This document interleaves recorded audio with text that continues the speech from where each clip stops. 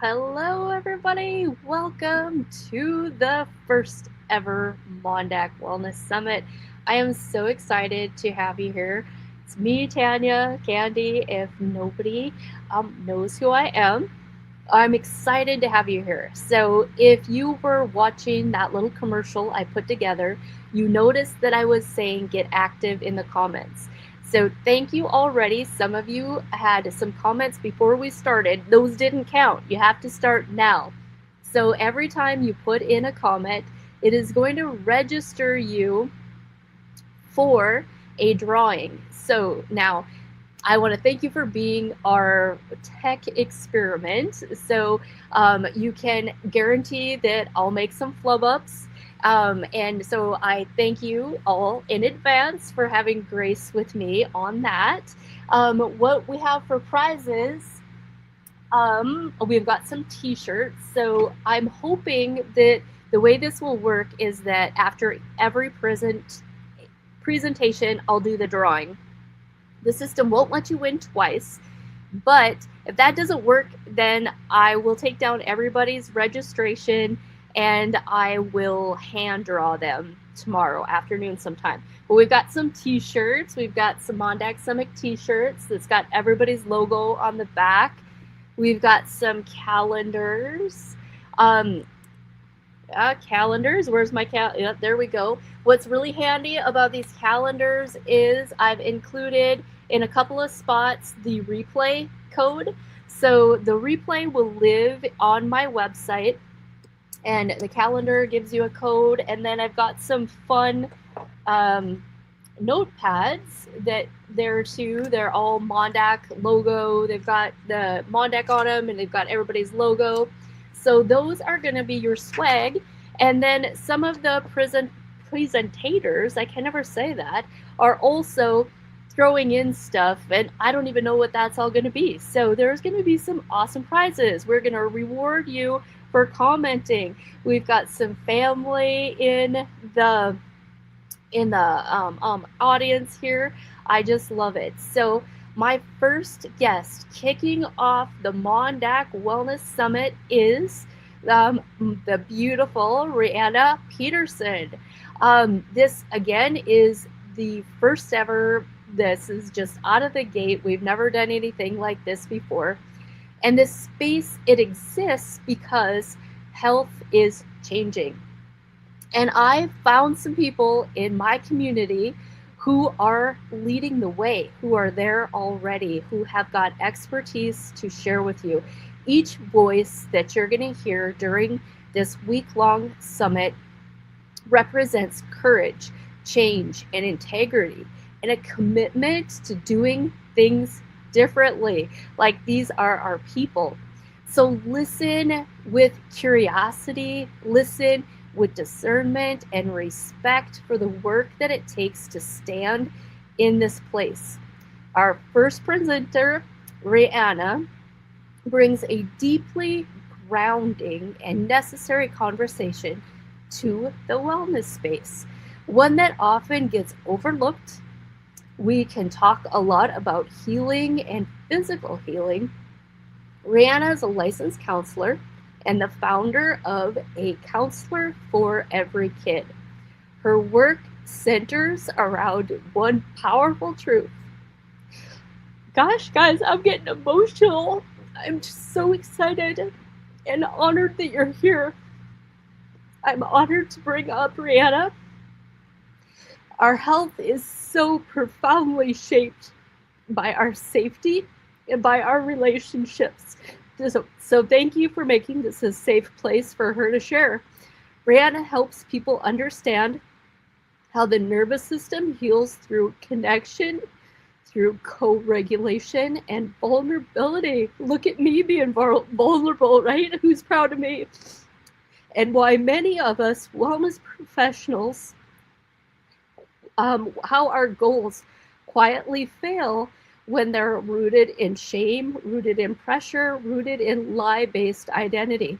So let's invite her up to share honestly, examine how safe and how we truly feel in our relationships, why professional support can be absolutely transformative, and how learning to be seen without fear can change everything. This is a conversation about healing that goes way deeper than habits, deeper than protocols, and more powerful than willpower itself. I'm so grateful to bring Reanna up to the MonDak Wellness Summit.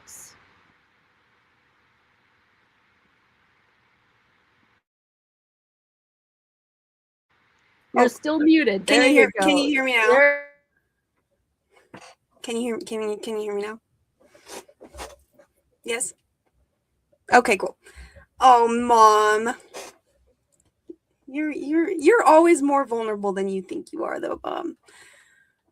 So it's just so interesting because, like, I'm looking at my notes, which I just copy and pasted from the form. That I don't know if you mentioned the part that you are my mother, my beautiful mother that we are all so proud of for doing these cool, innovative things. And I'm excited, like you said, this is the first, I hope, of many. And it's just, I'm like, oh, wow, I'm like the first of this groundbreaking, exciting thing. So, but anyways, you put that I don't know, is that like an introduction about me from the stuff that I put in the form? And every time I like hear the things that I'm like passionate about from somebody else, I'm like, oh, that's like, that's a little deep. That's like, I'm excited, but I'm like, I do think I know what I'm talking about, but hearing it from somebody else, I'm like, wow, that sounds like good stuff. But I just wanted to point out also like what you said about the courage that it takes for us to be, I don't know, doing things different and stuff. I hadn't really ever like thought about it like that, and I just want to thank everybody in here and also everybody, you know, all of the fellow presenters, and especially you, Mom. I don't think you give yourself enough credit for the courage that it does take to do these types of things. And I was telling my husband before when I was getting ready, I was honestly, because this is my first like live thing, and it's hi beautiful grandma, and it's just, I don't know, it's just weird. And I was telling him that I was kind of comparing it to my second son's labor, where I was like trying to remind myself of how much courage that I did need. So I thought it was cool that you brought that out. But I also was kind of intimidated when you had mentioned that I bring something that is grounding, because I don't feel super grounded right now. I actually feel not very grounded. So just a disclaimer out there that this is not necessarily the me typically in my professional life. I'm a little more grounded in my professional arena. But yeah, but I liked how grounding and necessary, I would definitely agree, are very good things to describe the things that I am passionate about. Okay, but I'm looking at my notes. But Mom, I first wanted to ask you if you have any questions that you think I should start with from the things that I put on the form.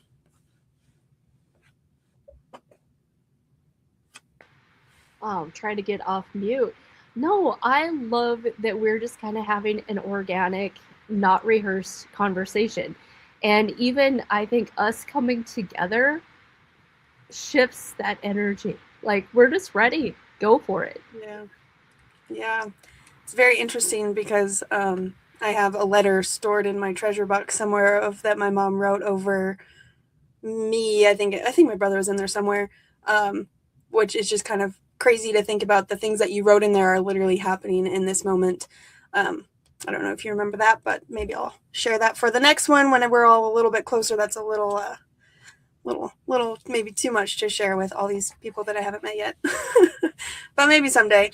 So, okay, let me think about what would I want to share with everybody on here. If there was one thing that if I would want you to hear something that I have to say, is kind of like what my mom mentioned in the introduction, is truly the importance of like what we would call co-regulation. And something that I get really, I don't know, passionate about is like the whole nervous system thing is becoming quite a buzzword. And it is so important. It really is. I think spiritually, mentally, physically, it is very, very important. But my only concern with it is that a lot of times we're trying to change things about our nervous system just right now and for the future, and we aren't taking the time to really go back and figure out like, okay, how did this happen? Like, how did we get to the place? How did my nervous system get to where it's at right now? Like, and we could dive so far into, you know, your mental health and triggers and XYZ. And but the point is not really about that. I just really encourage people to, and like when I'm working with clients, whether it's in coaching or therapy, is like you have to go back to the past. You have to go to the past to figure out the present. And if I've learned anything through working with people, it's that is understandably very scary. And that's where I get so excited about the professional services. And I'm personally, as a counselor for every kid, I will say, like, kind of a disclaimer, I guess, the clients that I work with, I think there's maybe in my bio or something about I'm more with like young women.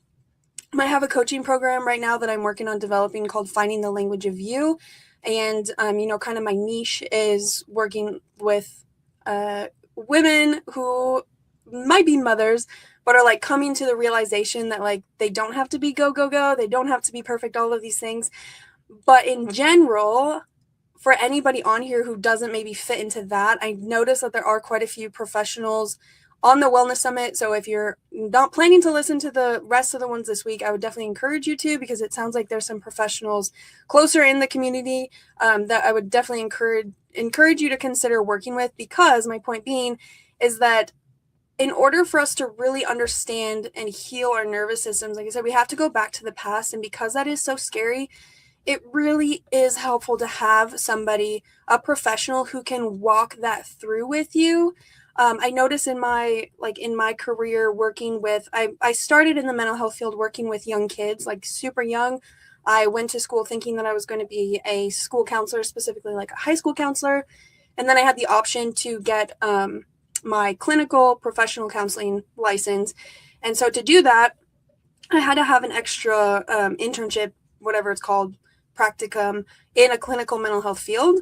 And my first job ever, I left because now, like in hindsight, 2020, it was kind of a silly idea. But the town and the Boys and Girls Club that I was working in and the public schools came together, and we created this program called the Atlas program. And basically, every student in the Bartlesville School District was given the ACE test, Adverse Childhood Experiences, and we grouped together literally the most traumatized kids in the community, and we put them all together into one class. And now, even just now, as I say that, I'm like, oh, that was not a great idea. There was some really good things that came out of it.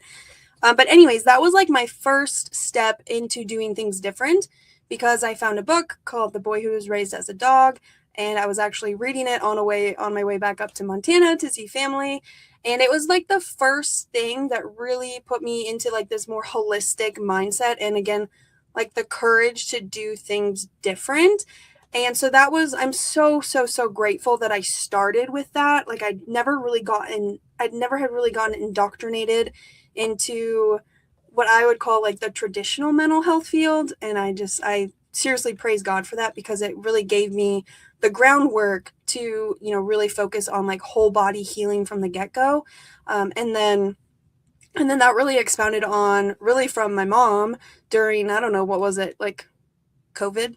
I think it was around COVID when you really started diving into the rest, like beyond like just trauma and stuff, and like the holistic mindset. And so over the last couple, what am I, like 5-6-ish years, I've really found the connection, I guess, between all of that, like trauma healing and healing the body and just our emotional health. And and then after when I started working with kids, then slowly I ended up working like with more adults. And no matter what anybody's story is, no matter how severe their trauma was, no matter how severe their depression symptoms, their bipolar symptoms, anything you want to call it, it would always come back to the same thing of, have you had the opportunity in your life from the moment you were born until now to engage in the process of grief? Have you been able to have somebody there for you from, like I said, from when you were little, that sees you, that makes you feel seen, safe, soothed, and secure? I use those 4 S's from Dr. Daniel Siegel. If you're interested in my mental health course, I say those so many times, but that's where I first learned it from. And we have to have that. We have to have that opportunity to stay in this cycle of grief. And like when I talk about grief, it's the gap between what you thought was going to happen, what you hoped and you thought and assumed was going to happen, and what has actually happened. And like I said, no matter who I was working with, which is where I got kind of burnt out, because I found myself like on replay of like, okay, I'm saying the same things over and over and over again, which has really kind of inspired me in some of the, what is it called? Different things that I'm working on creating now. Like created the mental health e-course, starter kit e-course. And like I said, right now I'm working on a coaching program that will kind of help people hear all of that without having to pay as much money for individual sessions, because I felt kind of bad because there's so much groundwork. Like I had to explain so much of just, what does it mean to have feelings? Like, what does that even mean? What does it actually mean to have needs? And what does it actually look like to grieve? And so my point being with that is that it takes knowledge plus connection. And some of those things that our nervous system is trying to heal from, our most well-meaning friends, our most well-meaning parents, and anybody in your circle, they still might not be able to make you feel seen, safe, soothed, and secure. And that is where the professional services can be worth every single penny. And I'll just be honest. I'll give you an example. Like if there was something in my marriage that I found out, whatever was going on, and then I start doing all the things that I do when I think about things, and I go back to my past. If something comes up where it's like something that I need to kind of process and deal with my feelings and my grief about, whatever it is, I'm not going to want to go to my mom because that's not fair to her, right? That's not fair for me to process all of those things. Maybe eventually it will be the building blocks for a great conversation between us, but there's sometimes I feel like, especially in the cowboy up culture, there's a gap between there's like a missing step of like, okay, first I need to process this on my own so then I can connect with other people in this in in the way that I want to. I hope that is making any sense. Is that making sense? Good. Okay. I'll keep going because I just get so passionate about this, and I have since moved away from like the MonDak. I'm licensed in the MonDak. I have people that I'm working with right now in the MonDak, but I'm physically in Oklahoma. And not that it's like nothing against anybody, because Oklahoma is just the same. Anywhere is just the same. Just the stigma against it's like there's just a stigma against true vulnerability. And I guess that's just what I get so excited about fighting against in this health space. But again, what I'm learning is that takes a lot of like, okay, but how do I actually do that? Like, it's not as easy as we'd like to think. Actually talking, feeling your feelings, it's not that easy. In fact, it's simple, but it can be quite difficult. And that's where a professional can be so helpful. And it's not glamorous. No. It's not glamorous. No. Like when you're talking, it reminds me so much of, and I'm sure you remember all my stories. For years, I worked in corrections. I was the jail nurse. And, when you talk about that safety, security, all your S's, well, nobody that I ever sat with in jail that was there for whatever reason, that no 5-year-old says, when I grow up, I want to be an addict. When I grow up, I want to be in and out of jail. So that grieving, there's so many people who have never been helped through the process of letting go of that coulda, shoulda, woulda. Or maybe they had the expectation that, I would say, if you ask me, my 6th grade me, I was going to be a Dallas Cowboy cheerleader. Like, that's what 6th grade Tanya was going to be. I knew I really wasn't. But those things, right? If you were going to have the family farm or whatever, and life got in the way, it's a grieving process. Breakups are a grieving process. Letting go of what you thought something was going to be. Yeah, and what I've really, I'm working on this in my coaching program too. I just kind of had this realization of like, oh, I like to learn this way. That doesn't necessarily mean everybody likes to learn this way. So trying to like, okay, but like I like to like teach me, I look up at my bookshelf and I have so many books that I have read.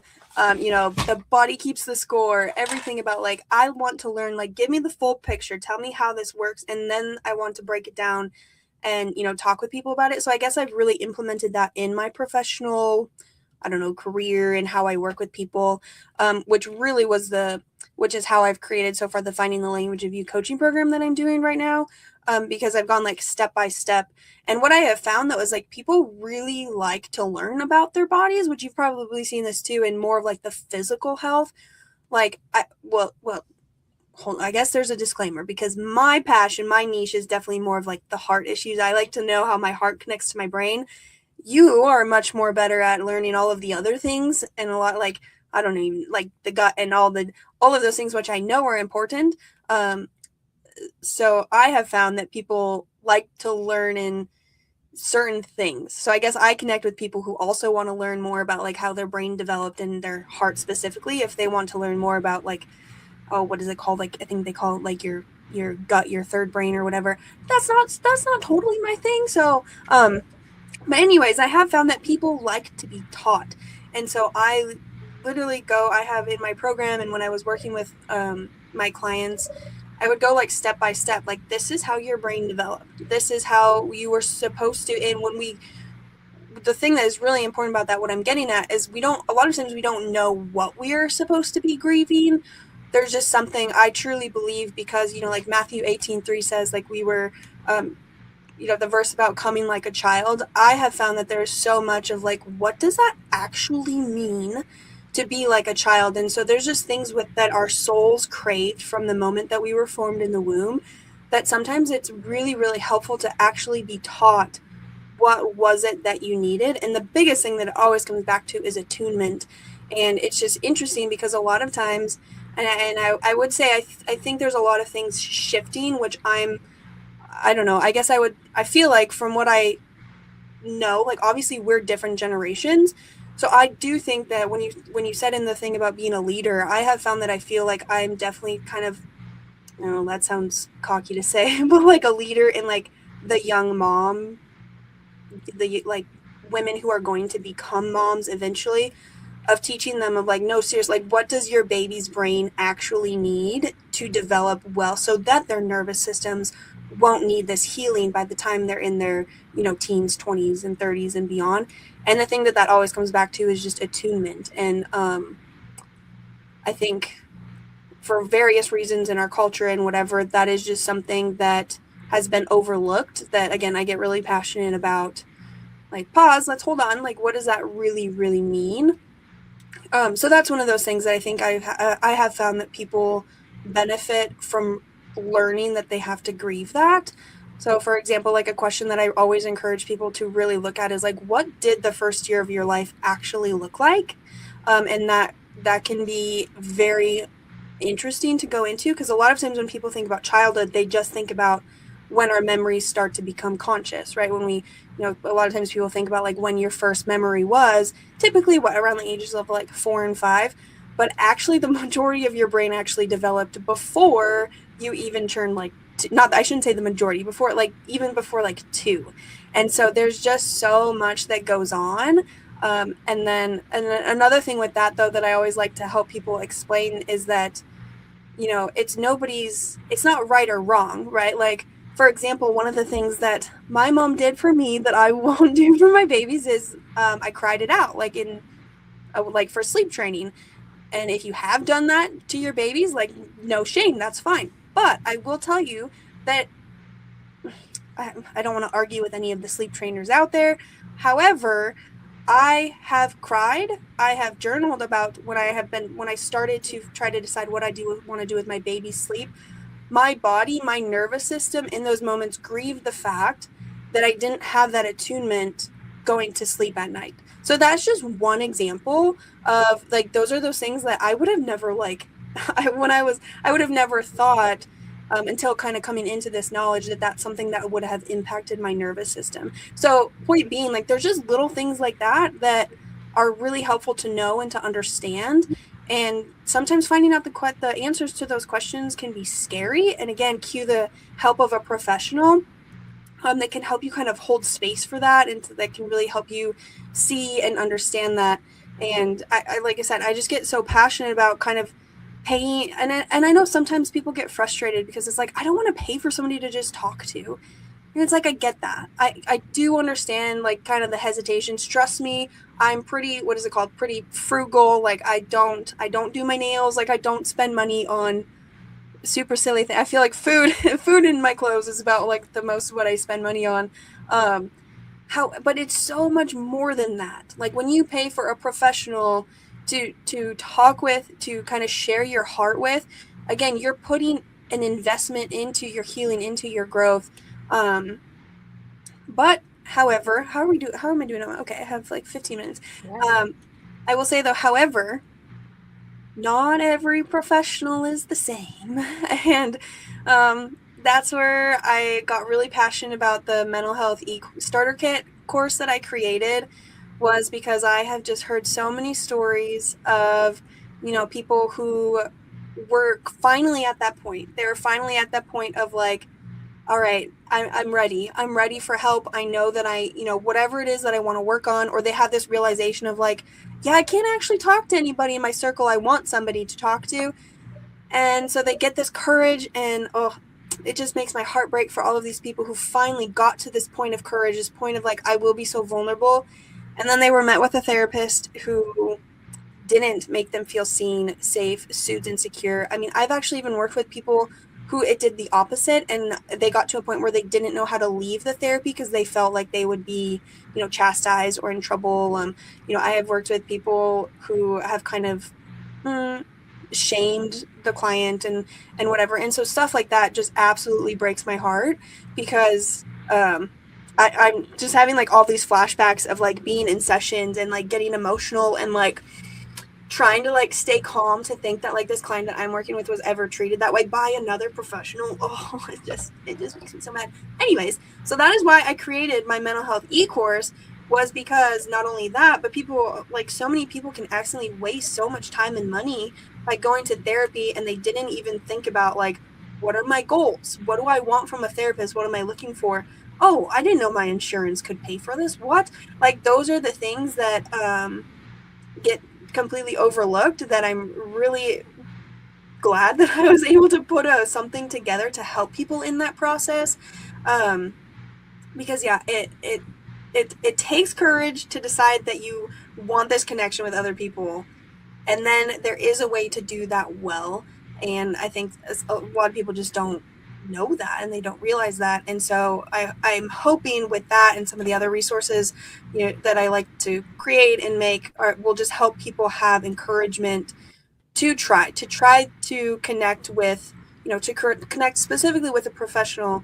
But I also put in my mental health e-course in module 3 is all about like, okay, but what if that's not an option, right? Because I do fully understand the part about there, maybe you do want to try therapy, or maybe you just have different convictions that that's not for you, but what if there's like financial issues? I have in my module 3 all about how to basically not go to therapy, but I don't want to say get help, but just maybe improve your wellness without that, if it's something that that you need. I hope that makes sense.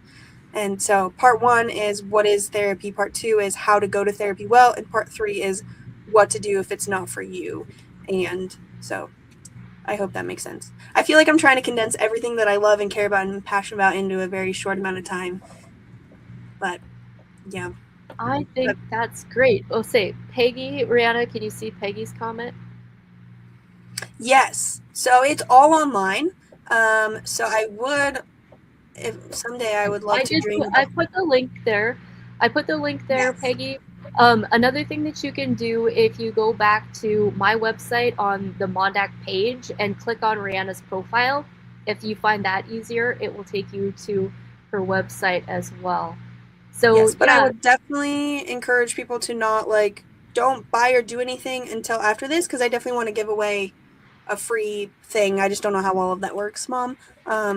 Yeah, so far it looks like my tallying up the comments to do the giveaway might not work. So I will just manually draw names after each night for 4 different gifts. So okay, and I did just put the link to my actual to the actual product.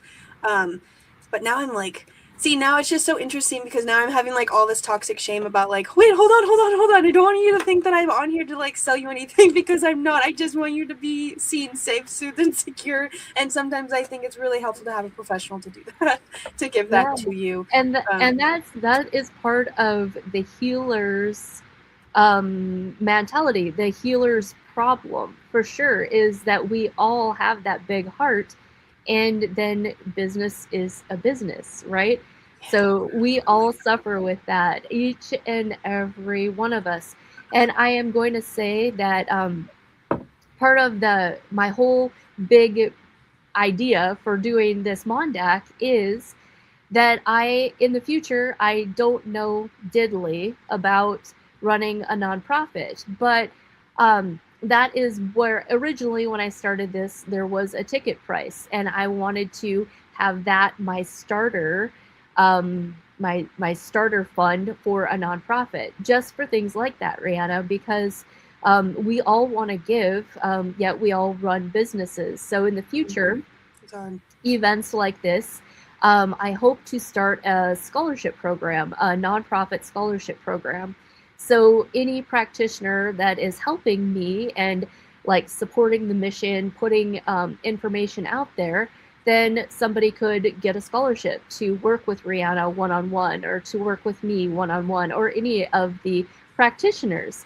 So that is in the future. That is in the future.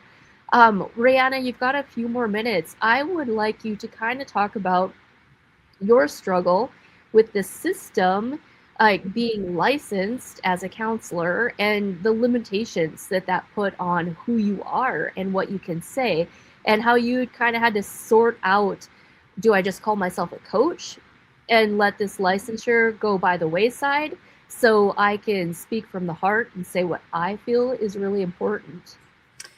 Yeah. I honestly, I have to give a lot of credit to just God and the Holy Spirit, because sometimes like I think back to some of the clients who I was really able, I boast not myself, but I was really able to help. And I remember there times being like, how am I going to explain this, in that kind of way? But I think the biggest thing for me was starting like from the get-go. I would work with my, explain to my clients kind of some more of the holistic mindset. And um and so I don't know, I feel like I think my customer service skills from being a bartender, from being a waitress, really kind of came in handy a little bit, because I felt like I was really able to um you know be who I wanted to be without coming against that. For me, it was more so kind of the back end of having to, doing the assessments. And for a lot of the times when I was working for a community mental health agency, and many of our clients were on Medicaid, that I always get the two confused. Medicaid, which requires a DSM-5 diagnosis. And so I would straight up tell my clients, like, hey, this is just how it is. Like, in order for your services to get paid for, I want to keep, like, you deserve this help, you need this help. I have to label you with I have to give you a diagnosis on this sheet, because that way your insurance will pay for it. But it always came with like a, make sure, like, you have to understand me though, you are not your diagnosis, you are not that. And I really think, again, I think a lot of people that I worked with did feel very seen in that. But it was also interesting too, of like how strange that was to people, like how, like, oh, okay, huh, like I didn't really I didn't know that. But for me, now that I am fully licensed on my own, and I have my own private practice, there's just such a beautiful, like, also terrifying freedom in the fact that I can, market myself however I want. Like, I do typically market myself as like a faith-based clinician. And so that is just really exciting, but it's also just weird to like not have anybody, to answer to. It's really exciting. And it was in the creation of my mental health starter kit. I think one of the lessons is on the difference between therapy, counseling, and coaching. And so actually doing that lesson was kind of really helpful for me to really kind of sketch that out and be like, okay, where are some situations that I can call myself a therapist versus a counselor versus a coach? And so that really helped me break that down.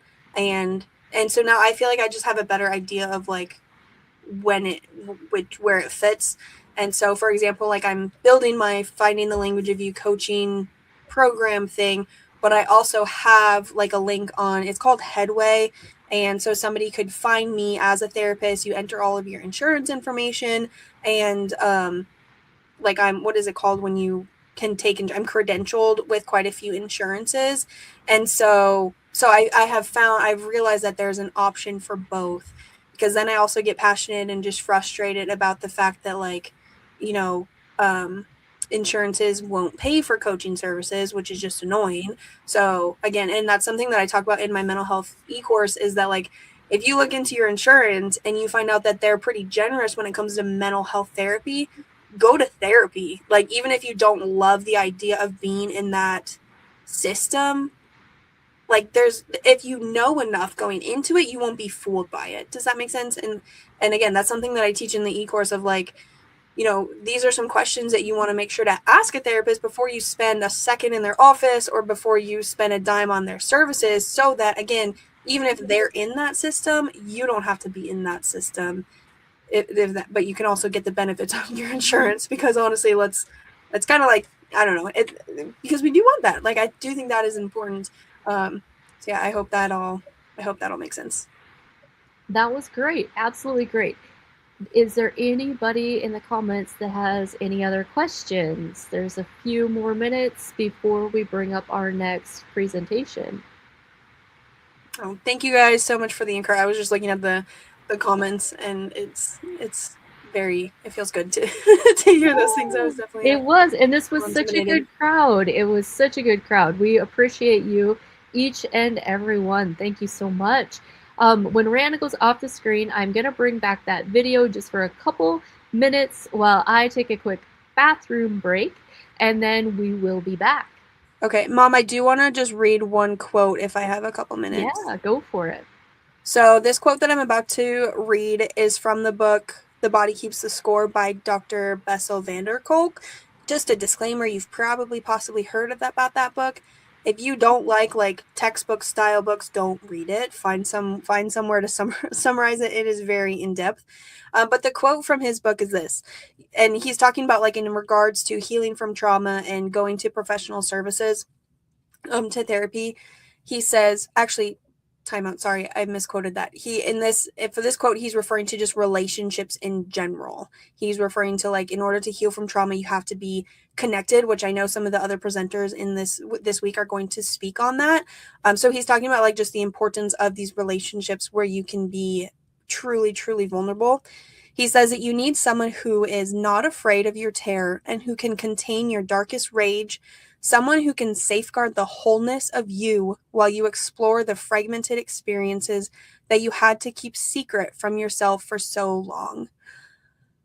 Yeah, so I wish I forget that this is live. If I was doing a recording, I would tell you to pause that and like re-listen to it. So I'm just going to say it one more time. You need someone who is not afraid of your terror and who can contain your darkest rage, someone who can safeguard the wholeness of you while you explore the fragmented experiences that you had to keep secret from yourself for so long. And so that quote, it's so deep. It is so deep. And again, not everyone in your circle, even the people who you are closest to, sometimes they just don't have the tools to do that for you, but that doesn't mean that you don't need it, right? Just because other people can't give it to you doesn't negate the fact that you still need that person who can hold that space for you. So again, I would just encourage you to consider that. And if you have done that before, and if you've had a bad experience working with a professional in regards to whether it's your mental health, your trauma, whatever you want to call it, and it was bad, like I said, I know that is a pretty common experience, unfortunately. I would just really encourage you to try to give it another shot. I think it could be good, if you're able to go to therapy well. So, okay, that's all I got for you.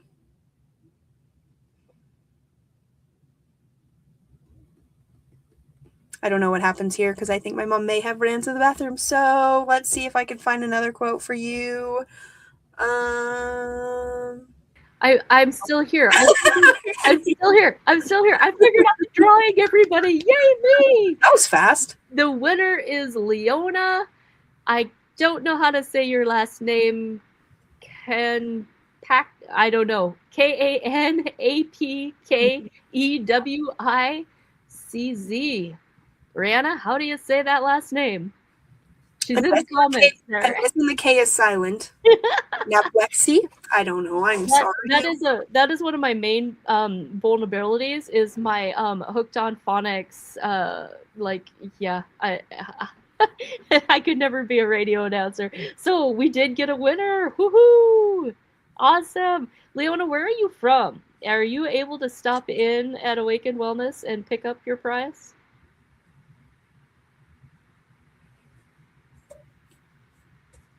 No answer yet.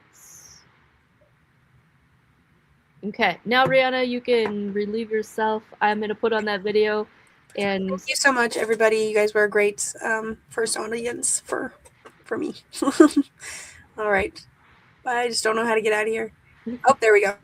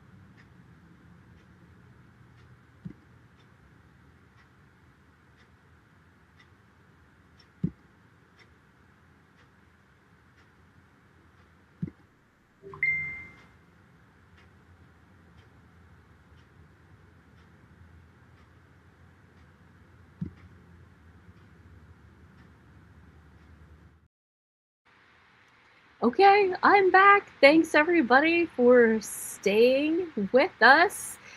Oh, this is just so much fun already. What a great crowd. Thank you for getting in the comments. Keep it up, keep it up. I think I think I should be able to give away another prize at the end of this next presentation. So, the summit is not about fixing everything tonight. So that's really important to keep in mind. It's about exposure, it's about connection, it's about planting seeds. Every presentator, I cannot say that, every presentation brings a unique lens. It's like a smorgasbord of people here in the MonDak. I'm just so thankful that they're being brave and they're coming out, exposing their businesses, exposing their thoughts at new levels. It takes a lot. So I'm so proud of them, and I want them to really know that their unique lens, like we often say that we all have our own colored glasses, right? Some people have rose colored, some people have blue, you know what I mean? Everybody sees life through their own lens and has something worth hearing. So our next speaker, Jessica, I'm gonna get your name right, Jessica. She says like ID Ford, so ID Flighty. Jessica Flighty is a powerful reminder that healing it's not a theory. It really happens and it's personal. After a life-altering car accident abruptly ended her career as a esthetician, Jessica was told she may never fully heal. So instead of accepting that outcome, she turned her recovery into a mission. Today, Jessica partners with a wellness professionals to enhance and extend what they're already doing, using safe in-home based healing technologies that support healing on a deeper level. So welcome. You're going to hear her compassion, her experience, and a little bit of science. Welcome to the stage, Jessica.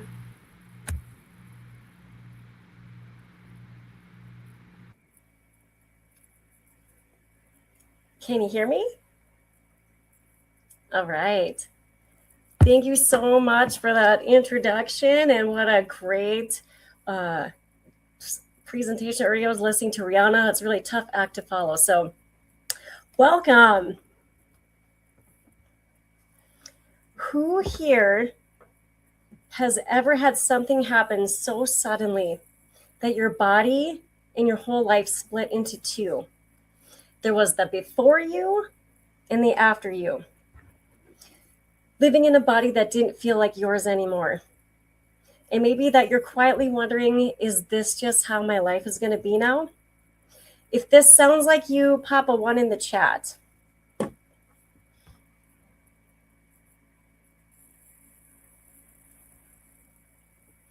Have you ever had a client or been the client who did everything right? Therapy, pills, surgery, rest, and still didn't heal?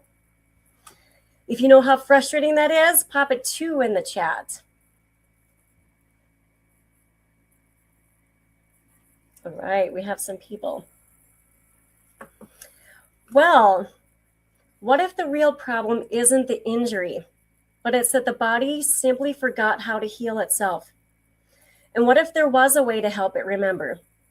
Who would like to know about something like that? Drop a yes in the comments if you'd like to know about something like that. Got to look at my phone here so I can see. All right, if you responded in the chat to any of those questions, you are exactly who I came here to speak with. My name is Jessica Faleide, and I've lived through those questions. And after testing so many different things, I finally found something that changed everything for me. And now I help others do the same.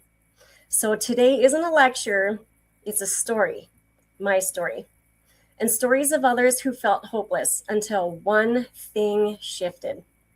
And maybe if you choose, it can give you hope and hope to your patients. 7 years ago, I was 39 and I felt on top of the world. I was a paramedical esthetician, a career that I loved, using my hands with precision to help people feel beautiful and confident every day. And I was extremely active. I water skied, snowboarded, golfed, did yoga, anything just to be outdoors. Life was good. And then one day, everything ended. Let me tell you what happened to me. I was a passenger riding in a pickup. The tire caught the edge of the road. The driver overcorrected and we rolled 5 times, I was told. I was thrown out of the back window like a rag doll from one side of the ditch to the other. Both wrists shattered. Multiple ribs broken, my shoulder blade crushed, my neck damaged. The surgeon stood over me and he said, "You should be paralyzed from the neck down or not here at all." Doctors told me I'd lose my career, my hands would never work the same, and it would all get worse as I got older. Try imagining being told that your whole entire identity gone at 39. I know some of you don't have to imagine. I couldn't pull up my own pants. I had to eat with 2 hands just to lift a fork. My hair only got washed when somebody came to my house. Doors had to stay open because I couldn't even turn handles. I had to sleep sitting in a recliner because lying down made me dizzy and the pain was unthinkable. Light touch felt like fire. And this is the part that nobody prepares you for. People see scars, but they don't see the daily humiliation. And underneath all of this, flashbacks, panic attacks in cars, and the terror that I would never be me again. I know some of you treat patients living this every day, and some of you are living this yourselves. And medical professionals kept telling me that I would never fully heal, that I'd never be able to use my hands the way that I used to, and it would only get worse as I got older. But I refused to believe them, though, because I knew there had to be a way to fix my broken body. Like so many accident survivors, I fought. For 4 years, I tried everything I could get my hands on to restore my hand function and to calm my chronic back pain, muscle tension, and flashbacks. Prescription painkillers, or as I would like to call them, constipation and no memory pills that stopped working for me after a couple of weeks. Muscle relaxers, those just knock you out so that you don't feel anything pills, is what I call them. Physical therapy. Often it's so hard to get an appointment, short time actually spent with the therapist, and I've had so many bills afterwards. Some of these helped a little, but most of it was temporary. Hope followed by disappointment. None of it gave me my life back.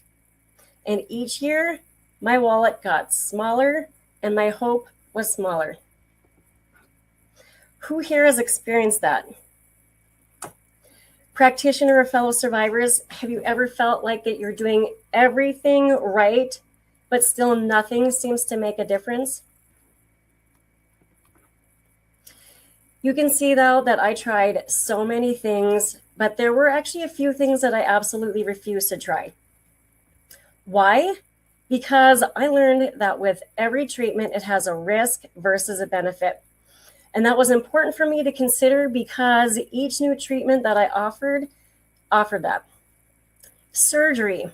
So I had a pinched nerve in my neck and arm. My whole left arm and hand would go numb many times a day, especially if I turned my head in a certain way.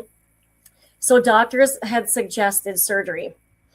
But unfortunately, I knew somebody who went into shoulder surgery with a fully functioning arm, and he came out with a paralyzed arm because a nerve was nicked. So I decided that I would rather live with numbness and discomfort than risk permanent paralysis, because for me, that risk didn't match the benefit. Botox. I'm a paramedical esthetician, and there was no way I was going to even stick that toxin in my face, yet sports injury clinics wanted to inject multiple syringes into my already atrophied back muscles to calm the spasms. So that was a no. Steroid injections. I already hated needles.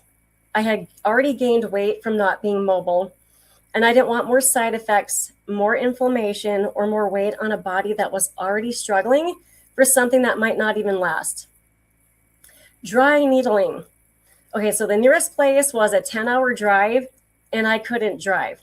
So I was like, how am I going to get there? And now we know that it can actually cause microscarring in the tissues. So I'm actually glad now that I didn't add more trauma to my body. Massage gun. My hands didn't even work well enough to even hold one. So honestly, I had zero desire to even try jackhammer my already hurting muscles. So yes, I did refuse some things, but here is the important part, that I refused to stop looking.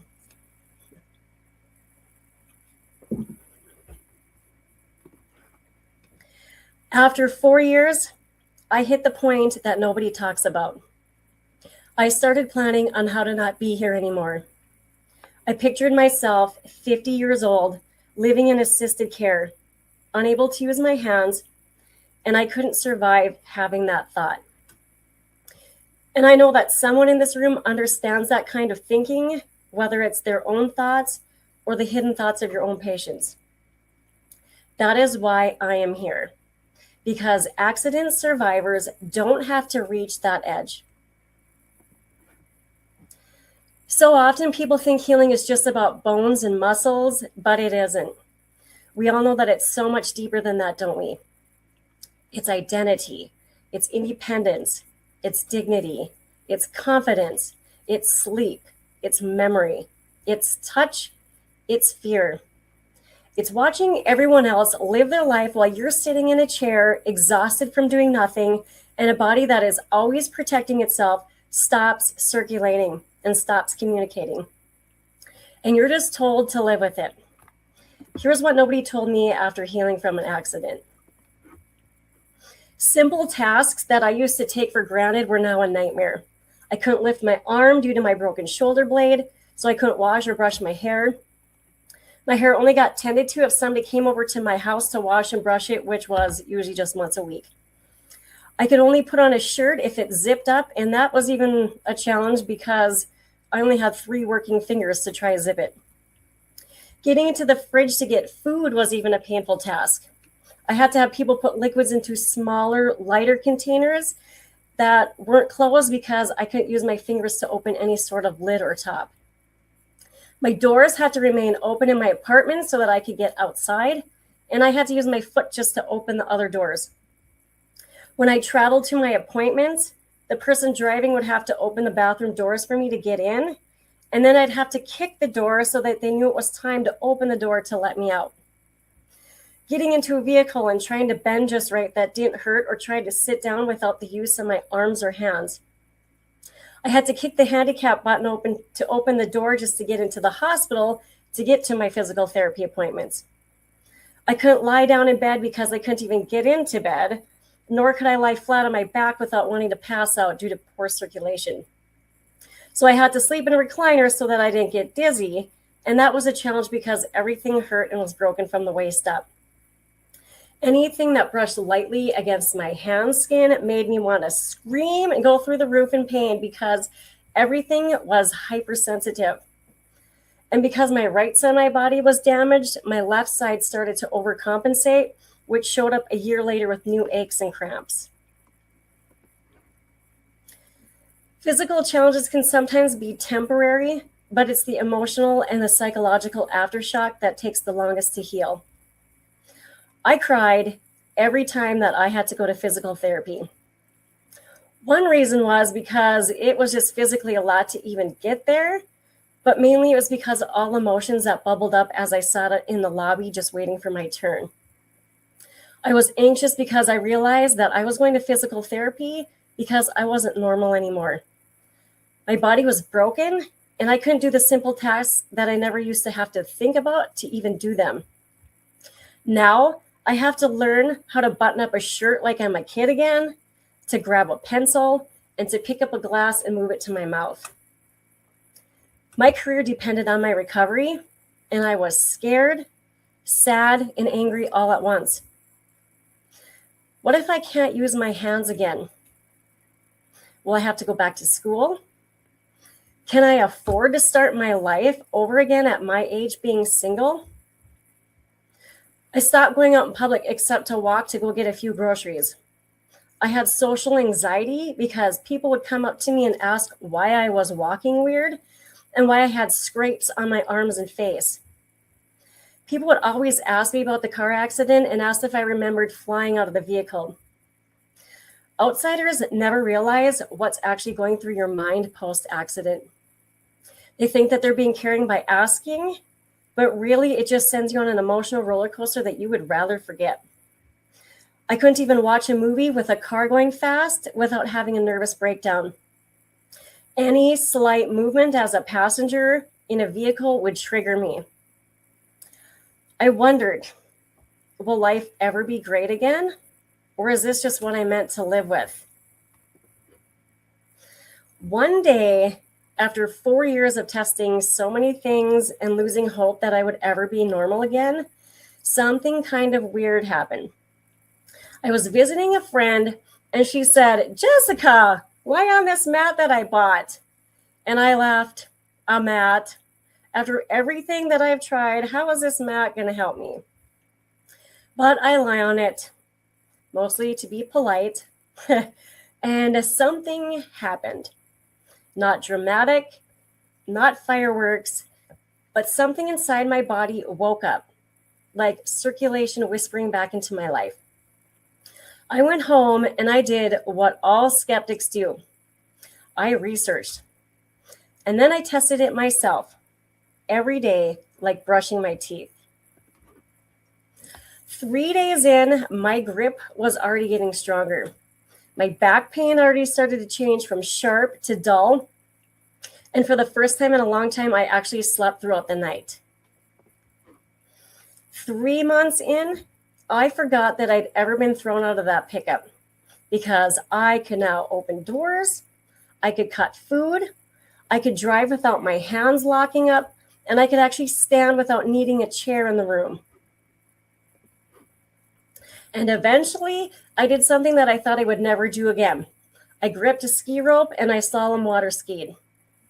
And I cried, but not from pain, but because I finally got my hands back and my body. So you might be wondering, is this mat actually magic? No, it isn't magic, but it simply helped my body get the circulation, the electrical signaling, and the oxygen it needed to do what bodies are designed to do: heal. It was the first thing that didn't demand more effort from my broken body. 8 minutes, twice a day, that was it. And trust me, if it required discipline or behavior change, I would not be standing here. Okay, I know I promised no lecture, but if you're someone like me who is big into how the body works, I want to show you this quick video. You're going to see what's happening inside of the body before lying on the mat, 3 minutes on the mat, 6 minutes, and 22 minutes after the full 8-minute session on the magic mat. I also want to point out that this video is of a 35-year-old male under stress, no other health issue. So what you're looking at is the microcirculation. And what you're seeing is a capillary and arterial on the before laying on the mat and 8 minutes after the 8-minute session. The second screen is of a venule.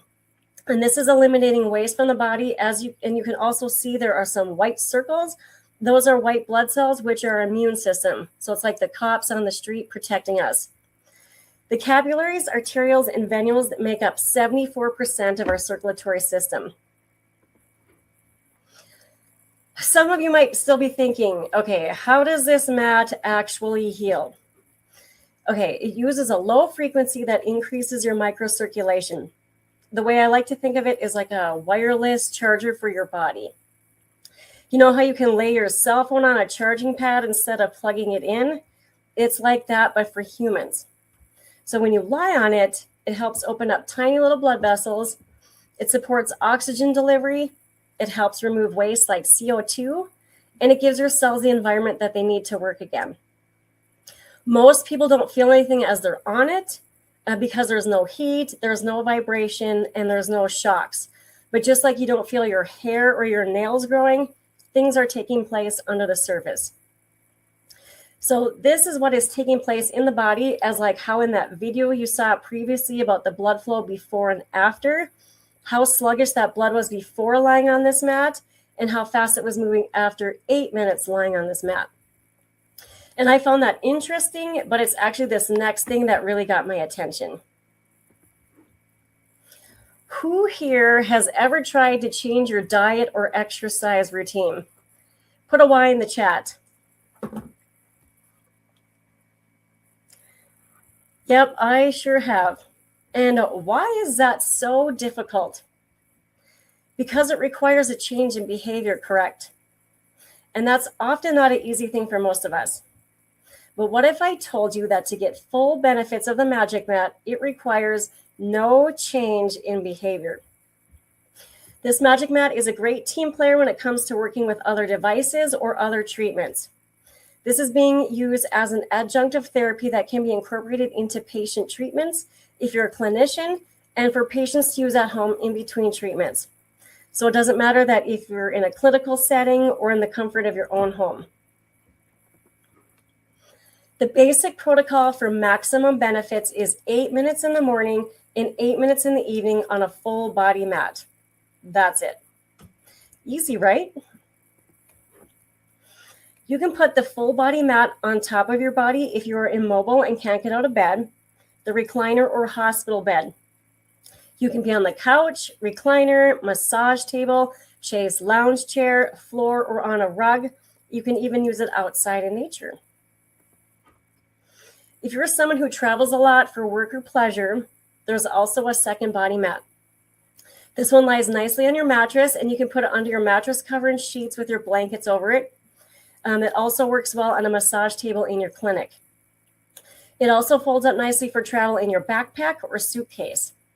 And if you or your patients have bladder or colon leakage issues, you can also use a waterproof mattress cover so that your bed doesn't get wet. Maybe your body isn't fully broken like mine was, or maybe you've just got one main injury or one main sore spot. This Magic Mat also has a special applicator for local healing. I want to talk about Ken. 53-year-old Ken had already been through the frightening part, a blood clot that eventually dissolved. But the swelling in his legs and feet never truly left. So it made even the simple act of him putting on his shoes feel like a daily reminder that something still wasn't right. When I met him, I used one applicator over his liver for 8 minutes, and at the same time, I placed another below his calves to his feet. And after that short session, I repositioned one applicator and left one B-sit under his calves and feet. The next day, his wife called and told me that Ken had been outside on his feet working all day. And that was something that he hadn't been able to do comfortably in quite a while.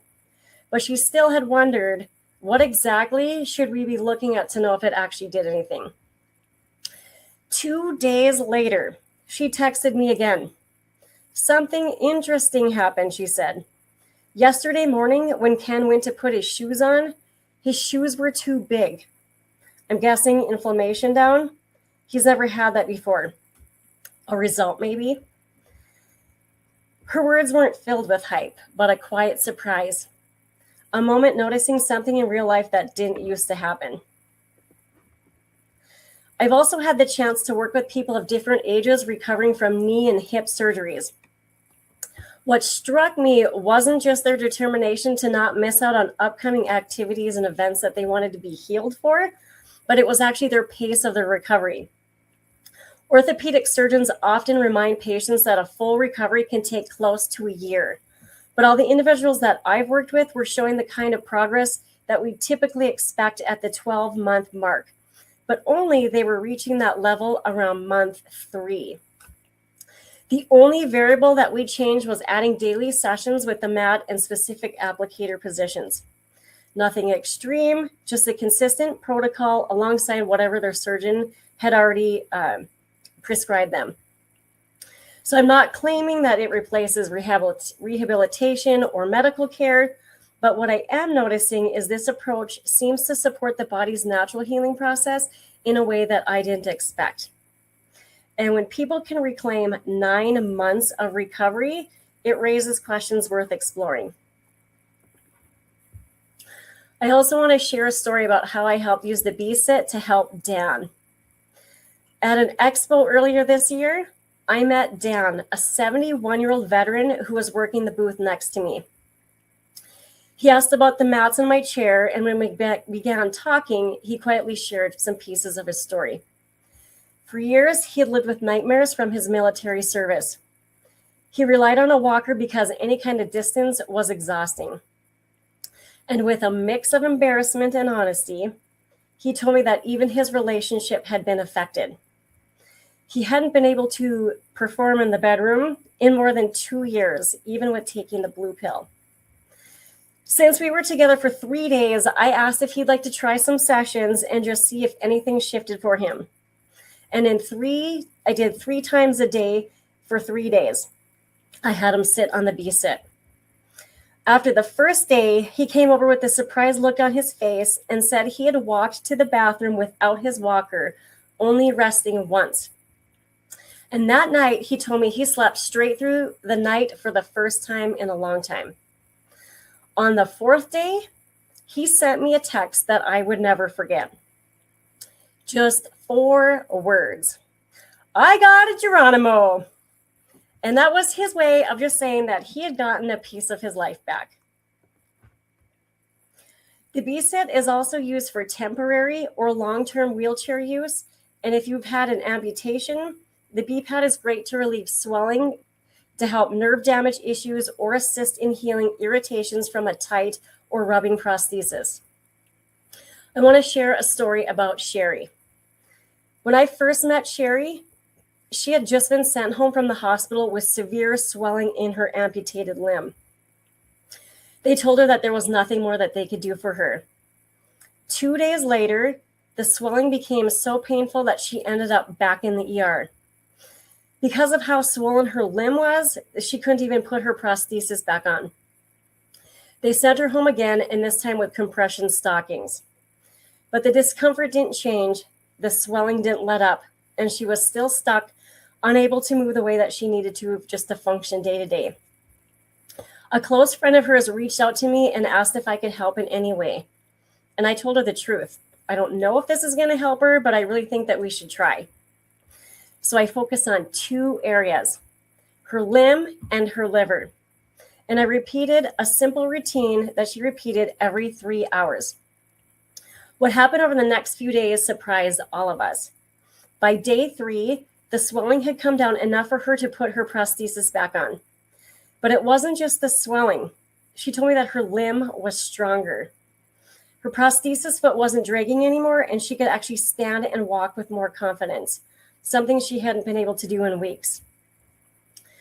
Watching her reclaim that bit of independence, that's the part that stays with me. It reminded me how deeply people want their bodies back, and even in those small ways, and how meaningful those shifts can be for someone who's been told, there's nothing else that we can do for you.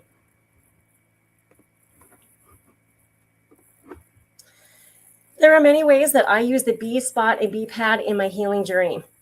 Because I broke my neck, it was hard to turn my head from shoulder to shoulder. So try backing out of a parking spot when you can't turn your neck. I felt like Frankenstein. I had to move from the waist up just to turn and look behind me. And to help that, I would use the B-Pad like a scarf to get my mobility back in my neck. Now I don't have to actually turn from the waist. I can actually turn my head to back out of a parking spot, which is amazing. I also loved using the B-Pad down my spine for my tight, aching back, and it helped calm my muscles, and it also helped restore my balance and my mobility. Another way that I benefited from the B-Spot was treating my wrists and over my wrist plate. It helped loosen up my tight, aching wrist, and it also helped give more strength and grip and flexibility back to my fingers. You can use the B-Spot to move throughout an area, or use the fixing strap and leave it on one spot. Due to my arm being behind my body after being thrown out of the vehicle. My right arm always ached due to overstretched muscles on this side of my body. And honestly, that was the hardest thing for my body to recover from. So I would use the B-pad down my whole arm just to ease the discomfort and to help restore the function of my hands. It helped me be able to grab a cup and move it to my mouth to take a drink. And that was something that I wasn't sure if I was going to be able to get that back. These sessions can go for 8, 16, or 20-minute sessions, and they can be used every 3 hours for quicker healing, which is what I did. For the lower body, there are also many ways that you can utilize the B-pad and the B-spot. I would place the B-pad between my legs so that I could stand longer without getting swollen legs or feet once I was able to stand longer without discomfort. I also used it between my legs before I would push mow my lawn and also to snow blow my driveway after I was healed. Surgeons like to bacon wrap it, or serpentine styles, like I like to call it, the B-pad to work on the soft tissue in a different way post-surgery to help reduce swelling. Let me share another story about Frank. A 75-year-old veteran I worked with hadn't been able to feel his feet for 35 years due to Agent Orange. His doctor told him both legs would need to be amputated if things didn't change. He told me if that were to happen, that he would take his own life. After one session on him, he felt the pads of his feet. After his second session, as he climbed the ladder, he could feel the rungs underneath his feet. 4 months later, he walked over a mile while deer hunting, steady and on his own. And he said to me, "Jessica, now I don't have to have my feet cut off and I get to stay at home and live my life." Even though I'm speaking today on areas of the body with discomfort, you or your patients may also have other issues along with your body aches. You may have bladder issues, colon issues, digestion issues, a liver issue, kidney issues, pelvic or genital swelling, prostate issues, uterus or ovary issues, fertility issues, rectum issues, or intimacy issues. I want to talk about Jerry, a 72-year-old gentleman with a liver condition. A few months ago, he landed in the hospital with severe swelling everywhere. His blood test read 400. Normal is 30 to 40. When he finally got home, his wife called me in tears. He doesn't want medication, she said, but he can't stay like this, so what do we do? So I asked Jerry to try something unusual, something that he could do at home. I had him drink something simple and place something over his liver 3 times a day, and that was it. 1 week later, his wife called me again, and this time with a different tone. His labs had dropped from 400 to 110. By week 3, his liver number was 35, normal. She told me, laughing and crying at the same time, "He's down 20 pounds, and I haven't seen his ankles in 50 years. That's when you realize sometimes the body just needs the right nudge, and it remembers exactly how to come back. Or what about 90-year-old Karen? Until recently, she'd been learning to live with the kind of loss that most of us can barely imagine. When the pressure in her left eye reached its limit, she lost her vision. Her eye doctor diagnosed her as legally blind and gently told her that there was nothing more that they could offer her. He didn't schedule a follow-up because in his world, the medical road had ended. Karen's son wasn't ready to give up on his mom's quality of life. He reached out to me and asked me the questions so many families ask when medicine has done all that it can. Is there anything at all that we can try? I was honest. I told him I don't know if what I do can help her, but I also knew that it was safe to try, and I knew the technique had been used by an optometrist for certain eye-related conditions. So we tried 1 8-minute session. 3 hours later, her son called again, but this time in utter shock. His mother, who'd been seeing only black in that eye, was now seeing blurry color. Over the next month, I saw her 5 more times using the same technique. Slowly, she went from darkness to color to shapes to the world beginning to come back into view. When she returned to her eye doctor, there was actually enough restored vision for them to move forward with a retina transplant, an option that hadn't even been on the table before. And today, at 90 years old, Karen has her eyesight back in that eye. So this isn't a story about a device or a protocol. It's a story about a woman whose world had gone dark, and a moment, a sliver of hope returned. It's a reminder that sometimes, even when medicine has reached its limit, our body hasn't. The PEMF wave can go through casts, mesh, and even if you have plates, screws, or rods inside of your body, that is not a problem. To my medical professionals, healers, and therapists in the room, recently I was listening to an interview with Dr. Thomas Lodi that I believe is especially relevant for clinics offering IV therapy or internal peptide treatments, and frankly, taking any sort of supplements and vitamins internally. He explained why pairing IV treatments with a microcirculation session, such as the Magic Mat, can make such a significant difference.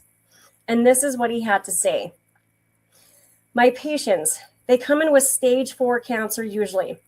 I'm lucky if they're stage 3.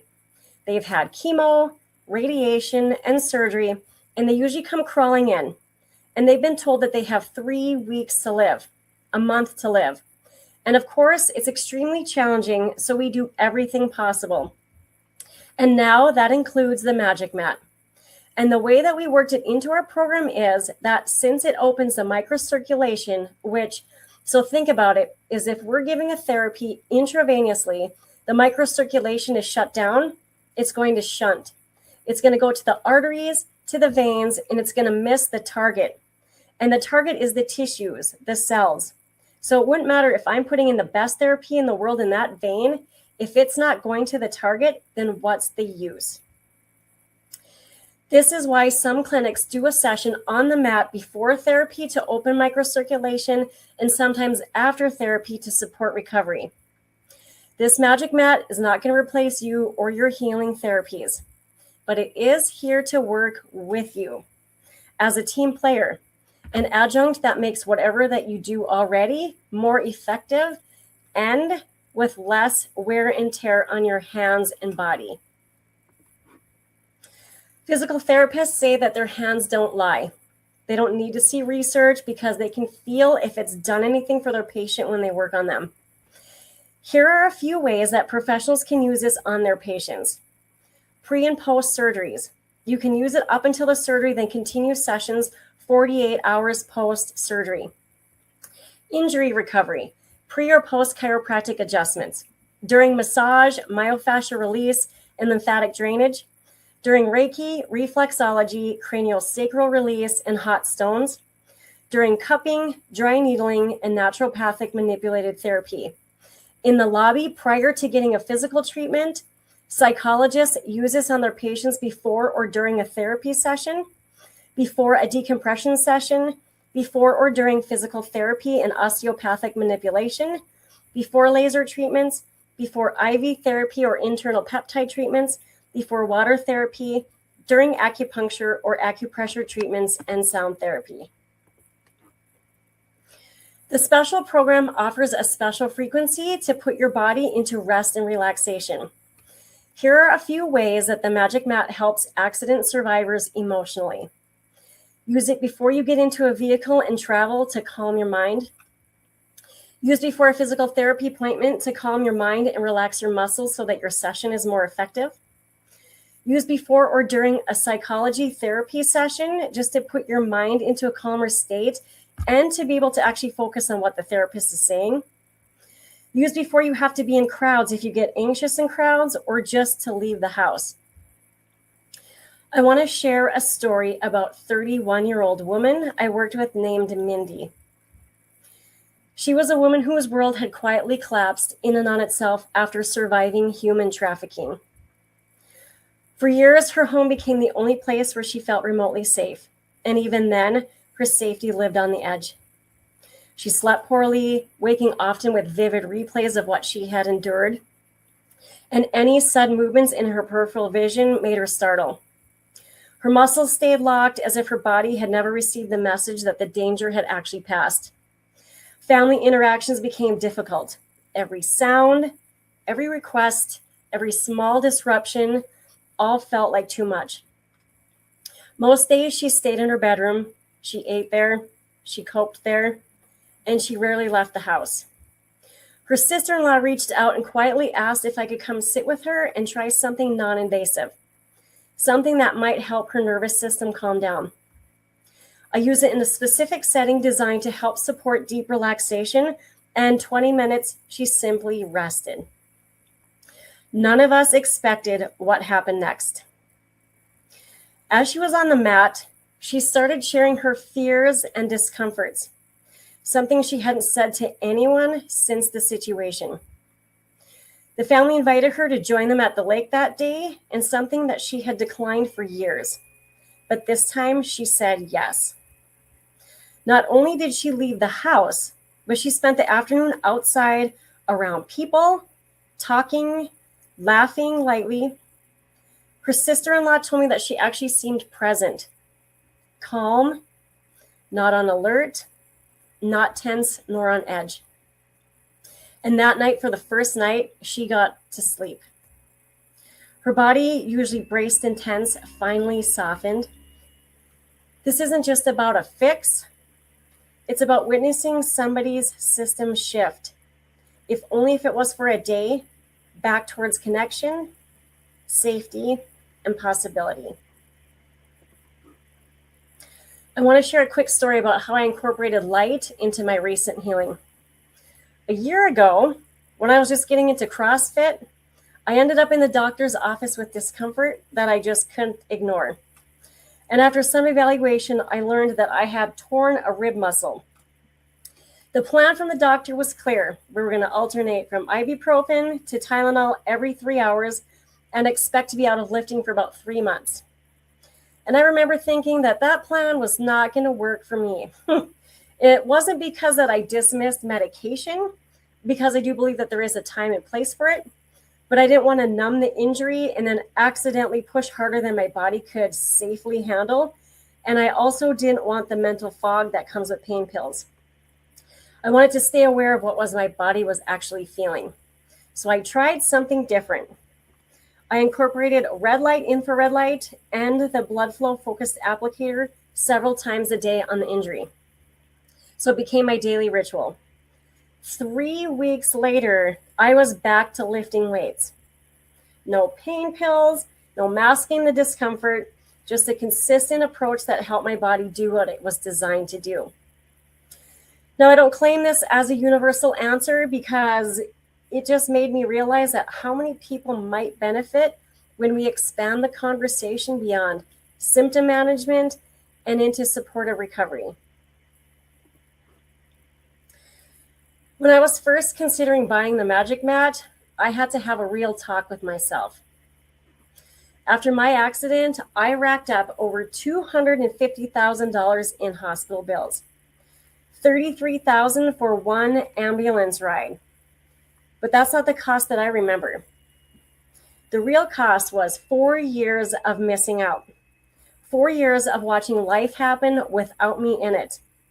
And every dinner that I left to go lie down because my back hurt. Every sporting event that my niece and nephew competed in, and band concert that I said no to. Every trip I passed on, and every day that I needed help just to brush my hair or get dressed. The first thing that I used to do when I walked into a room was to find the nearest chair and sit down. I didn't just lose mobility, I lost me. And that's the cost that I want you to think about. Because maybe you or someone you treat is paying for it right now. Maybe the cost is planning your whole life around pain, saying no to things that you love because your body can't handle them, feeling like a burden, and wondering who you're going to be in 5 years if nothing changes. So before you ask, how much does this magic mat cost? You might like to do what I did. I asked myself, what's this already costing me to stay like this? And be honest, because that answer might change your life like it did for me. I find it fascinating that so many of us think nothing about spending $70,000 on a vehicle. Friends of mine didn't even blink an eye when they spent $10,000 on a bathroom remodel. Yet something that actually heals our actual body is often seen as way too expensive or out of budget. Do you want to know the thing that really shook me and the thing that made me realize that I needed to buy this magic mat? You remember my fear? My fear about having to live into assisted living because I couldn't take care of myself? Guess what 1 month in assisted living costs? Does anybody know?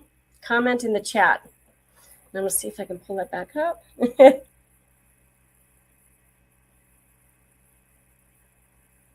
Any guesses on the cost of assisted living?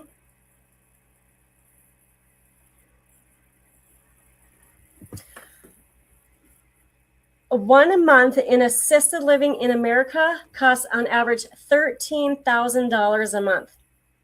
1 month. And that's more expensive than the cost of the magic mat. Crazy, right? Anna is 68. 2 years ago, she couldn't stand for more than 10 minutes. She could barely feel her feet and wore a boot, relied on a cane, and planned her days around the bathroom. She said her and her husband stopped traveling, something that they lived for post-retirement. Then I met her. After her first session, her digestion shifted. By day 3, she greeted me at the door standing without her boot or cane. Today, she's grocery shopping again and going on little dates with her husband. And this year, they finally went to Italy. When I asked her husband what the best part of the trip was, he said, watching Anna stand smiling while the waves hit her. Sometimes the moment that matters the most is just simply being able to stand again. For the professionals here today, you can choose to keep doing the treatments you've always provided and hope that they're the right ones for that particular client.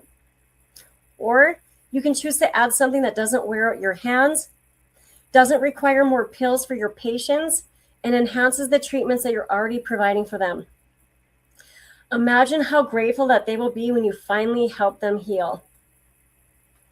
My fellow survivors, you didn't choose to be injured and be stuck dealing with physical and emotional trauma, but you can choose how to heal from it. And maybe you might choose to try something that helped a woman whose body was so wrecked she thought she'd never get her life back. And then I did.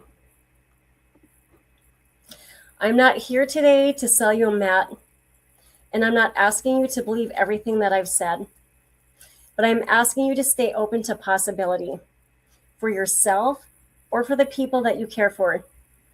Because sometimes the body just needs the right nudge and it remembers how to come back. And if anything in my story stirred something in you, if part of you said, God, I need that, talk to me afterwards, ask questions, make an appointment to feel the mat for yourself. Tell me your story. There is no pressure, just possibility. Because I'm standing here today with working hands, strong posture, and a life that I love. After being told that I would never heal again. And I refuse to keep this option a secret. And if you're ready, I'm ready.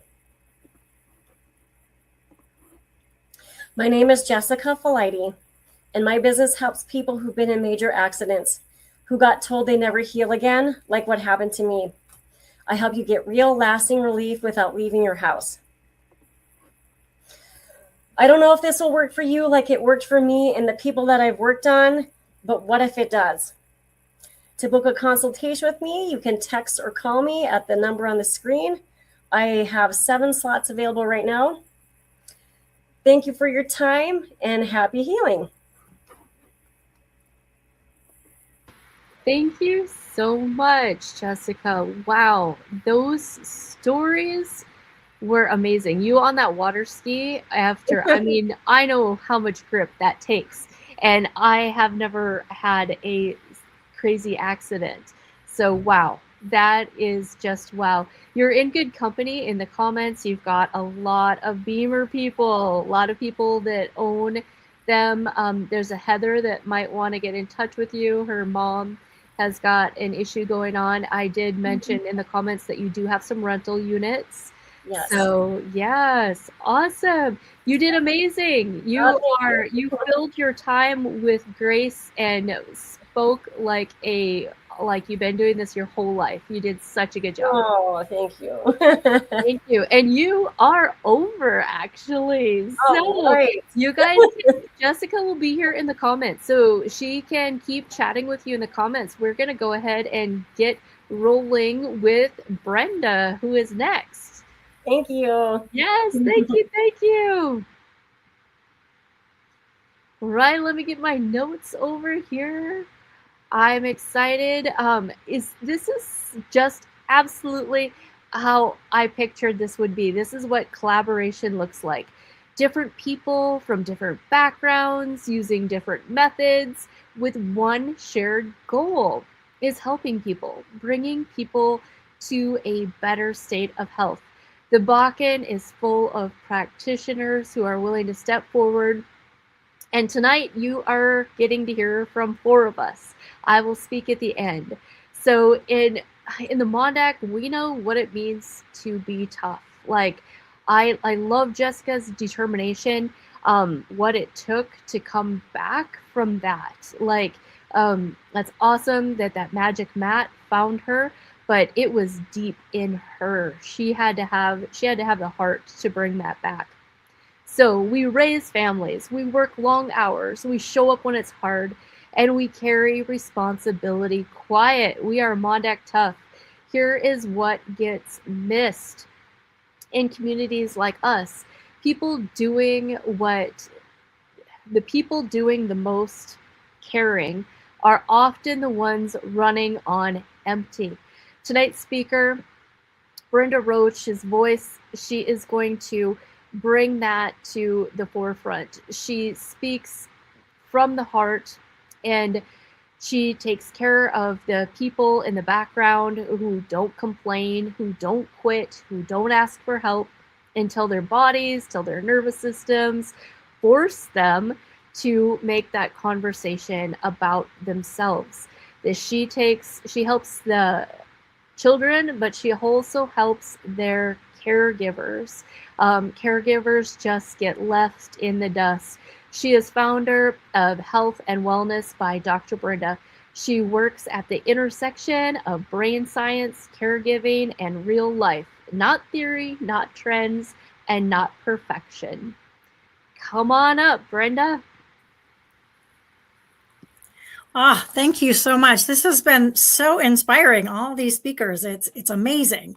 It really is nice to see all of the different ways that different technologies and different things we can do to really look at healing kind of our lives. So if you want to bring up my slides there, Tanya. Excellent. Thank you so much. So again, I am Dr. Brenda Roche, but you can call me Brenda. I'm a pediatric neuropsychologist, a wellness practitioner, and really someone who has spent many years just walking alongside families of children with special needs, foster, adoptive parents, grandparents, and the professionals who support them. But before I go any further, I want to say one important thing. If you're watching this and you are not a parent, grandparent, caregiver, or professional supporting a child with special needs, this conversation is still for you. Because while many of my examples come from a caregiving world, the experience I'm going to be talking about is much broader. Many of you here tonight are very busy people. You give a lot to others. You show up. You take responsibility. You carry more than most people actually realize, probably including yourself. And if you're here, it's likely because you're also on a quest to improve your health, energy, focus, and well-being. And the brain doesn't differentiate between the types of demand. chronic busyness, chronic responsibility, chronic stress, they all impact our nervous system in very similar ways. So while I'll be speaking directly to caregivers and professionals, these tools apply to anyone who gives more than they receive, feels stretched thin, or wants to care for themselves more sustainably. If you have ever felt overwhelmed, exhausted, or like your own needs keep landing at the bottom of the list, how many can relate to that? You're in the right place. And one of the things that's become very clear to me is caregivers are some of the most strongest people I know, but they also are some of the most exhausted. Tonight is not about fixing you. It's not about doing more, trying harder, or becoming more disciplined. Tonight is about understanding what caregiving and chronic responsibility do to the brain and body, and learning how to care for yourself in ways that are realistic, sustainable, and compassionate. So we have this invisible load. Caregiving carries a really invisible weight. It's the emotional labor of anticipating needs before they're spoken. It's the constant vigilance, always watching, always listening, always preparing for what might happen next. It's decision overload, big decisions, small decisions, medical, educational, emotional, often with very little margin for error. Many people tell me, I don't even know why I'm tired. If that resonates, I want you to hear this very clearly. This level of fatigue makes sense when you hear what I have to say tonight. Invisible load isn't just being busy. It's holding information that no one else sees. Knowing which foods might cause that next meltdown, tracking medication schedules in your head, anticipating transitions, scanning our environment for the triggers that might be occurring, replaying conversations long after they end. This is cognitive labor, and cognitive labor is absolutely exhausting. This cognitive labor also comes with limited support. Many families have limited or no support. So when caregivers say, I'm resting, but I'm still tired and exhausted, this is why. So let's talk a little bit about chronic stress and what it actually does neurologically. So I'm going to get a little neuropsychological with you here, but ongoing stress really impacts our focus. It's harder to concentrate or stay organized. It impacts our memory. We might have word finding problems or remembering all the appointments without looking at the busy schedule multiple times a day. It causes emotional dysregulation. You may start to feel more reactive or overwhelmed more easily. Our energy and motivation, everything just feels heavier. And this is not a personal flaw. It's not a lack of resilience. It's a nervous system under sustained demand. And what is actually happening is the prefrontal cortex, the part of our brain responsible for planning, organizing, decision-making, and emotional regulation, it gets fatigued. At the same time, the amygdala, which is our threat detector, becomes more reactive. Our stress hormones like cortisol stay elevated, executive functioning decreases, compassion fatigue increases. This does not mean you care less. It means, again, your nervous system has been asked to do much, too much for too long. And when we understand this, the shame begins to lift. So, no pressure on this, no sharing out loud or in the comments, just a quiet check-in with yourself. Think about this question. When was the last time you did something just to support your own nervous system? Let me ask you again. When was the last time you did anything, just something to support your own nervous system? Not for your child, not for your family, not for your job, but just for you. If it was today, amazing, and that is wonderful. If it was yesterday, that counts too. But if you honestly can't remember, you are exactly where you need to be tonight. Before we go further, let's just pause together. I want you to put your feet on the floor. Drop those shoulders. Unclench that jaw. Slow breath through the nose and a longer breath out through your mouth. That long exhale tells your brain, I'm safe. This is regulation. And regulation doesn't require silence, privacy, or perfection. It just requires awareness. So how do we support a caregiver or a busy person's brain? First off, we stop aiming for perfection and we start focusing on protection. Protection of our nervous system, protection of our energy, protection of our sustainability. And getting to the base of some of this, we look at 4 pillars: nutrition, movement, mindset and emotion regulation, rest and recovery. These are not all or nothing strategies, and these aren't everything that we can use. There's a lot of technologies and modalities that we use, but they're just small supports that compound over time that can give us a base that we can then layer on many of the other things that you're actually going to be hearing about throughout this whole week and throughout this summit. These are some of the really basic things that we can do that don't cost us anything, that we can implement on a daily basis. And so when we think about this and we think about nutrition, brain fuel, again, not perfection. Nutrition is about consistency, not complexity. The brain needs steady fuel to regulate mood, energy, and focus. And when fuel is inconsistent, your brain has a harder time with emotion regulation, attention, stress tolerance, patience. This is especially important for caregivers and anyone who is under chronic demand. Decision fatigue is real. When you're making hundreds of decisions a day, your brain will naturally look for shortcuts. This is not about laziness, it's neurobiology. So instead of asking what's the healthiest option, ask what's the most supportive option right now. Supportive means that it's stabilizing, it's sustaining, it's doable, and it's realistic, not perfect. Prioritize protein and fiber is a really great thing to just start with. It helps stabilize our blood sugar. Protein helps with neurotransmitter production, satiety, which basically makes you feel full, and steady energy. And fiber slows down that digestion and prevents rapid blood sugar spikes and crashes, because when we have our blood sugar drops quickly, the nervous system actually interprets it as stress.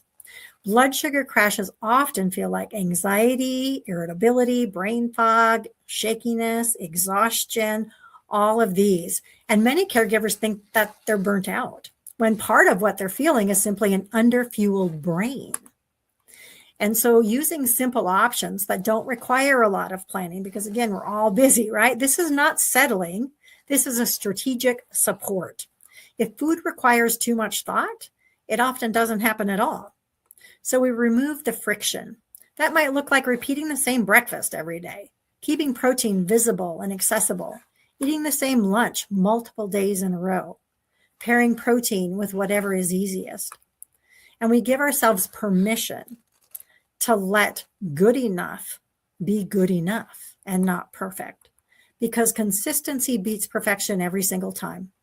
A smoothie counts, leftovers count, a protein bar in the car counts. Eating something is often better for the nervous system than waiting for the right thing. Feeding yourself is not selfish. Feeding yourself is nervous system care. And when your nervous system is supported, everything else becomes just a little bit easier. And then we think about movement. This is regulation, not exercise. While I do triathlons and I do a lot of working out, that's not what I'm talking about here tonight. Movement is one of the fastest ways to regulate the nervous system, and it does not have to look like exercise. I encourage what's called movement snacks, 30 seconds to 3 minutes, doing calf raises while brushing your teeth, gentle twisting while seated, rocking side to side, while waiting at your child's appointment, doing shoulder rolls, ankle circles under the chair, 5 slow breaths with a long exhale. In the car, shoulder shrugs at the red lights, neck stretches while you're parked, deep breathing before you start the engine. And then with your child, things you can do are wall push-ups together, marching in place for 30 seconds, shaking it out before transitions, reaching arms up to the sky. Because these movements, especially when you do them with your child, help both nervous systems regulate. So earlier, Reanna talked about that co-regulation. This is an example of some of the things we can do with our children as well, because when your child sees you pause, breathe, and move, you're modeling regulation for them, not just self-care. Even small movements tell the brain, I'm not trapped and I'm safe. And then we have mindset. Caregivers and chronically busy people carry a lot of guilt. So we practice something I call caregiver pause. It's just 30 seconds. It's noticing your breath. It's dropping those shoulders again, relaxing that jaw. This brief pause signals safety to your brain. We also work on self-talk because most of us, to be honest, the way we talk to ourselves, we would not be friends with ourselves, with a person that talked to us the way we might talk to ourselves. So instead of also saying, I should be doing this, I get to do this, or I'm responding to a very demanding situation with the tools I have right now, and I'm doing the best I can. Self-compassion is not self-indulgent. It's a nervous system intervention. That reframe, again, changes how the brain actually processes stress. It's these simple little, just base things that we can do that really do matter. And then we think about rest. Micro rest actually matters. Rest is not optional. It is a biological requirement. But before we talk about sleep, I want to normalize something. Many caregivers tell me, I know sleep is important, but it just feels impossible right now. And if that's you, you are not failing. Sleep struggles are often a nervous system issue, not a discipline issue. Let's talk about why sleep can be so difficult when you live under chronic responsibility. When your nervous system is used to being on alert all day, listening, anticipating, preparing. It doesn't automatically shut off just because your head hits the pillow. Your brain has to learn that nighttime is still a time to stay vigilant. That's what your brain has learned. That can look like difficulty falling asleep, waking in the middle of the night, racing thoughts, light, unfreshing sleep. This is not your body being bad at sleep. This is a nervous system that hasn't felt safe enough to fully downshift yet. So when we talk about sleep-friendly habits, we're not talking about rigid routines or perfect sleep hygiene. We're talking about sending cues of safety to the brain because the brain falls asleep when it senses predictability and safety, not pressure. So some gentle, realistic, sleep-friendly habits can include dimming the lights in the evening, lowering stimulation one step at a time, repeating the same small wind-down cues each night, reducing decision-making before bed. This might look like the same calming song, the same scent, the same short stretch, the same slow breathing pattern, not because these are magical, but because repetition tells the brain, this is familiar. I can rest. These not only will help you as a caregiver or a busy parent or a busy person, but if you have children, helping them develop these same things help them as well. If your nights are unpredictable or you're woken frequently, your goal is not perfect sleep. Your goal is supporting your nervous system whenever possible. And that brings us to micro rests. Here's something that people don't often realize. The nervous system does not only recover during sleep. It also recovers during brief moments of perceived safety throughout the day. These are called micro rests. Micro rests are really short, often 10 to 60 seconds, but they have really, really powerful impact on stress hormones and brain regulation. They work because they interrupt the constant on, signal. When you take a micro rest, cortisol begins to decrease. We're talking 10 to 60 seconds. We can all do this. The vagus nerve is stimulated. The parasympathetic nervous system is activated, and the brain gets a signal that danger has passed, even briefly. And when these moments happen over and over again throughout the day, they add up. They reduce overall nervous system load. They make sleep easier later because your system is not trying to recover from a full day of unrelenting stress. Micro rests do not require lying down, closing your eyes, silence, being alone. They can happen in real life. Example again is one slow breath with a longer exhale, dropping your shoulders intentionally, unclenching that jaw, pressing your feet into the floor, leaning back in a chair for 10 seconds, placing your hand on your chest, even saying silently, I'm safe right now. I am safe right now. That sentence alone can change nervous system signaling. So why does micro rests help sleep later? Well, if you think of your nervous system like a battery, if it's completely drained all day, sleep becomes harder, not easier. Micro rests prevent total depletion. They create small deposits of regulation. So when bedtime comes, your brain doesn't feel like it has to recover everything at once. This is why caregivers who use these micro rests often report falling asleep faster, fewer racing thoughts, deeper sleep when they do sleep, and less exhaustion overall. Not because their life changed, but because their nervous system got more support. I want to say this clearly. If sleep is hard right now, you are not broken. Your body is doing exactly what it learned to do to protect you. And every micro rest you take is teaching it something new. That safety can exist in small amounts. That rest doesn't have to be all or nothing. So instead of asking, how do I sleep perfectly? Try asking, how can I give my nervous system more moments of safety today? Because these moments quietly, gently build a foundation for better rest later. Caregivers don't struggle with discipline. I want to say this clearly. Caregivers do not struggle with their discipline. You show up, you follow through, you problem solve, even when exhausted. You problem solve every day, all day long. What caregivers struggle with is that the systems don't fit their lives. Most wellness advice assumes you have time, energy, and flexibility. Caregivers and busy adults often have none of these.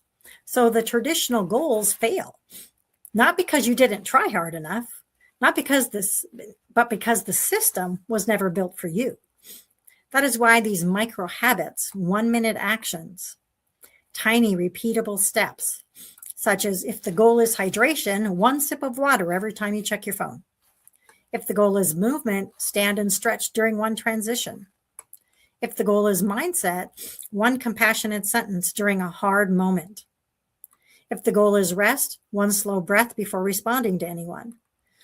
We also use habit stacking. So if we think about habit stacking, it's something that you already do. That's a habit, like brushing your teeth. And then you stack another new habit on top of it. So doing a stretch while brushing your teeth. Breathe while your child logs into an appointment. Rolling your shoulders every time you get into the car. When habits feel doable, they stick. And when they stick, they quietly protect your nervous system over time. And you start finding kind of that weekly rhythm. So here's your roadmap that I really want all of you to think about. Is setting up 1 micro goal in each area. 1 for nutrition, movement, mindset, rest. Not all at once, not perfectly, just consistently, and really think about what those are. The other thing that is really important is community is medicine. And I love this community that Tanya is already putting together here. The community is medicine. When we build a community around us, it's a connection, and connection lowers cortisol, which is our stress hormone. It increases resilience. It reduces isolation. Your nervous system was never meant to do this alone. Support is not weakness. It's a resource. And so looking at where can we build in those community supports? How can we build those within our lives, within our, all of the different people? There's a lot of people out there that we can connect with. It's finding those that are your people. So let's take a pause together. Let's do a 60-second reset. Probably won't even be 60 seconds at this point.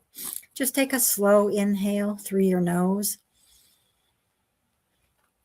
And then a long exhale through your mouth. Drop those shoulders. Unclench that jaw. What you just felt was regulation. This is what regulation feels like. It can be an amazing thing. And if you think about just doing that several times throughout the day, you will notice how much difference that makes in your overall well-being. And again, there's a lot of things that we can do. I agree wholeheartedly with Reanna about, therapy can be very, very helpful. Many caregivers also have early trauma that they probably have experienced.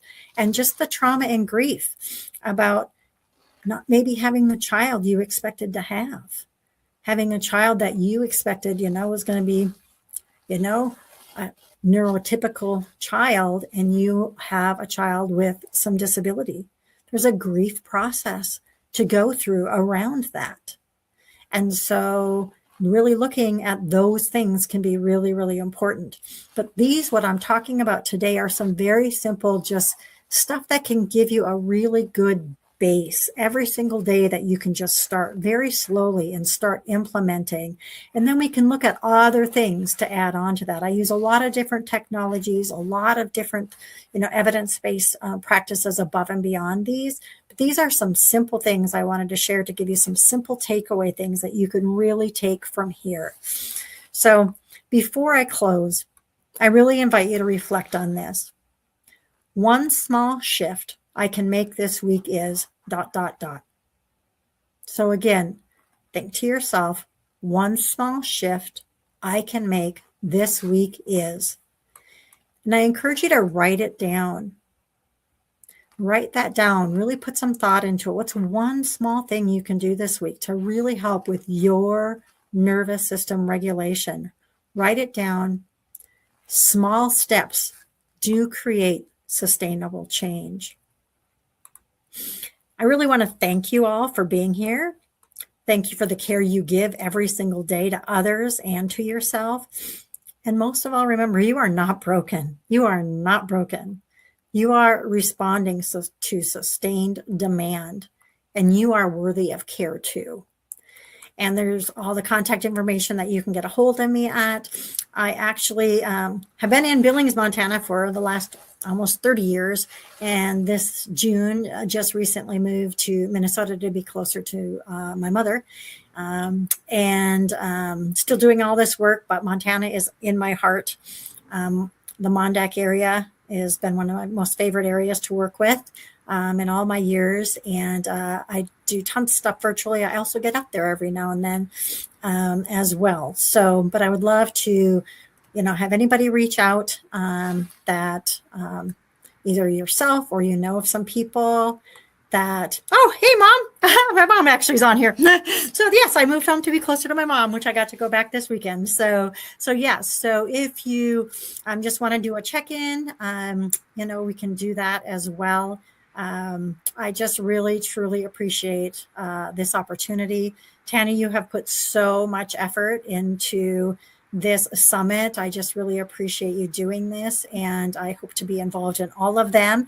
And I have started a nonprofit, so I have some experience with that and would love to talk with you about that as well, because I think It fits exactly with where I like to do as well, because there are so many families that I work with that don't necessarily have some of those financial resources to really do some things to take care of themselves. And if we can give back and give those things and provide some of those resources for people, I would love to be part of any of that as well.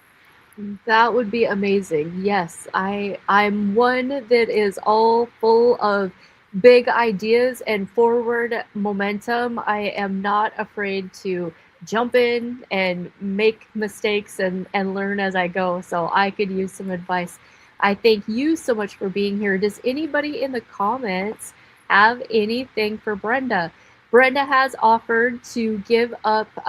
We're gonna throw them all in. What I'm going to do with these prizes is, so Brenda's offered a couple of sessions while we're drawing through. I think what I'm going to do is wait till the end of the week before I disperse anything. And like with your sessions, and I think a couple other people were doing that, I'll kind of have a list. And then if that meshes with somebody and they want to pick a session with you as part of their prize, or somebody else, I think that's kind of how I'll handle that. And then so I'll put them in touch with you. That sounds amazing. That would I be also have some things, Tanya, that I can send that have all of this kind of in a bunch of little guides on all of the different areas that we could email out to everyone who registered. Let's so they're do just that. they're just PDFs, and so Yes. we can get Oh, that people sent would out to appreciate everyone as that. well. Yeah, let's do that. I don't see, I'm glancing through. Do you see any other questions from anyone? Don't see anything else there. All right. Well, thank you so much. You are so welcome. This was amazing. I think I don't really LinkedIn much. I think you're the like only person I follow on there. I get notifications from your posts. So if you guys like LinkedIn, Brenda's got good posts over there. Oh, thank you. Yes. And what time is it? We'll take a short intermission. I'm going to put on that little video and we'll be back at 7:15. Thanks, everybody.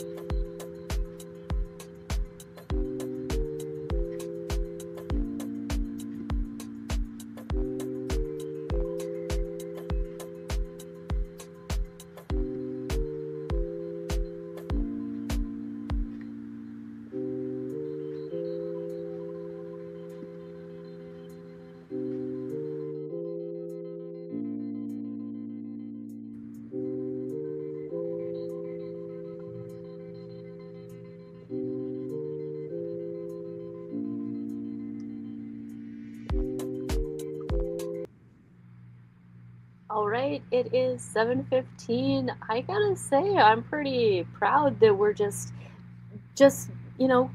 keeping on time, just going right through this. That is awesome. So this, to close it out, you just get me, good old Nurse Tanya. My little talk that I want to bring up tonight is kind of for the men of the Bakken. So if you have a spouse that is near, that is willing to listen, grab them. If not, you can always try to hit them up on the replay, right? I just appreciate the men of the Bakken so much. At Awaken Wellness, I enjoy the male clientele that comes in. They're curious, they know what's going on, and in this wellness conversation, so many times I just feel like they kind of get left out, right? They get left behind. At least they do in the circles that I run in. It's you think of wellness, and everybody gears it to menopause, or to just women in general. So the MonDak Summit, I really want to include them in the talk, right? So let me get my little screen share going here. What's really fun is some of the men that come into the store, like, honestly, a lot of the fun retail items that I have at Awaken Wellness, if you've never been there before, it's just anybody can walk in off the street. We carry healthier options, homeopathy, you name it. But a lot of the fun stuff that I have is because of my guys that walk in and they listen to podcasts, they listen to Joe Rogan or this and that, and the other thing, and they're like, hey, do you have this? And sometimes I don't even know what they're talking about. So they keep me more on top of what's trending on TikTok and podcasts and whatever else, like neurogum for one was one of the things, and like methylene blue, mushrooms, they like the lion's mane mushrooms. So it's just really, I really want to include them in the conversation. So whether it's on the replay or I given you enough time to gather up that hardworking MonDak man in your life, I want to include them, want them to know that they are not left out of the conversation, and they are really appreciated. They work hard, they show up. Now I better get to my notes. I have a habit of just, taking off. You make all these notes and then I just start talking. So anyway, the men who do show up at my store, or who may catch this live or on the replay, is absolutely not by accident. It's because they are paying attention. Every day they work hard, they show up. Maybe they've got energy issues like the rest of us. Their sleep is off, recovery's off, their gut sometimes just doesn't feel right. They don't get to eat just whatever they want to anymore. Again, like we've said all throughout tonight, that doesn't mean that we're broken. These symptoms are our body communicating with us, like a toddler without words, right? Or a child just putting words together. Symptoms, we're not broken. Your body's just trying to get your attention. It's just trying to have a conversation, just to bring awareness. In anything we do, awareness is leadership. So whether it's oil field, farm, ranch, welders, mechanics, men who work 12, 14 hours outside in real conditions with real exposures, they still show up for their families every night. They love the land, they respect their work, and they take pride in providing. So this conversation is for men who intend to stay strong inside that life that they have chosen. One thing I deeply respect about this place is that we understand trade-offs here in the MonDak, right? We don't live in a big fancy fantasy life. We live in day-to-day reality. We choose wide open spaces.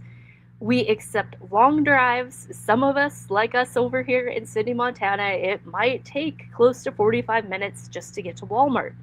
And there is no such thing as overnight shipping. I don't care how much they charge you. Overnight shipping, at least here in my area, maybe Williston or Minot, you can get overnight shipping. But here, I don't care what they charge you. It's not really going to get there overnight. We choose commercial farming practices so the farm survives. We choose pipelines so the energy keeps moving. We understand that subsidies aren't perfect, but they put food on our tables. And that's not ignorance. That is grown up decision making. That is America. That is the MonDak. And we get it. Trade-offs don't mean sacrifice without solutions. They mean awareness. Take when COVID hit. It didn't break us. It didn't shut us down. It didn't turn us into rioting idiots. What it did was remind us that everybody needs help sometimes, and we share, we're stronger. Health and health systems and health communities work the same way. We don't live in perfect conditions here. We never have. We never will. We can't expect to. But we adapt. We help each other. We move forward. Like, our culture is different. It is rugged. It kind of reminds me of I mean, just stick with me on this, but back when I was young, there was the yo mama jokes, right? Yo mama, this, whatever. Like, you could we can make fun of our own thing and tease in our own heart space, but we don't want to hear anybody else disrespect your mom, right? That's how it is in the MonDak, right? We can say all of the jokes about the weather, about this. Why do we live here when you can't breathe the air in the winter? Or why do we live in places that freeze our face? So, like, we all get that, but we do still love it. And we know what the trade-off is, raising our families here in these wide open spaces. So the reality is, now, some of this, what I'm going to say, I don't know how to say it. I don't mean it in judgment, and I don't mean it in criticism. I just mean it as part of our ownership. We can talk all day about toxins and chemicals and pesticides and herbicides and chemtrails, but yet we still need those things to make our farming practices work, right?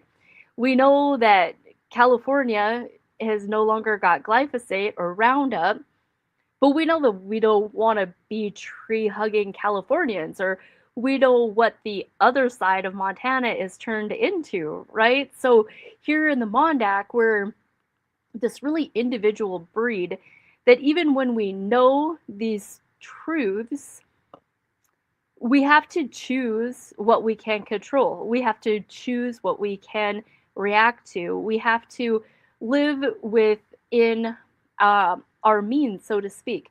I want to introduce to you, probably throughout this talk and on, like a few tools that we use at Awaken Wellness to help mitigate life's daily toxins living here in the MonDak, which may be less toxic than living in the city with the people and the pollutants, but not to say that we don't have some of our own, right? Once you know something, you just kind of can't unknow it. That's the position that I'm at. That's where I help a lot of people who walk in our door at Awaken Wellness, who are getting awakened to these things, to these big potential problems, but we have to still stay mentally in balance. We have to know which battles we can choose. We have to know what tools we have to fight these things, to mitigate these things. So once you start knowing things, you start noticing how food hits you different. Maybe how sleep changes, how stress lands differently. And you don't need someone yelling at you. You don't need me yelling at you. We just all could possibly start making smarter choices, making different choices. Digestion is a great place to start. Let's see, that digestion belly. You know, like if you're talking in men language, they're probably not going to say my digestion is off, but they might feel tired mid-afternoon, or like you have to really, really force yourself to go back to work after lunch.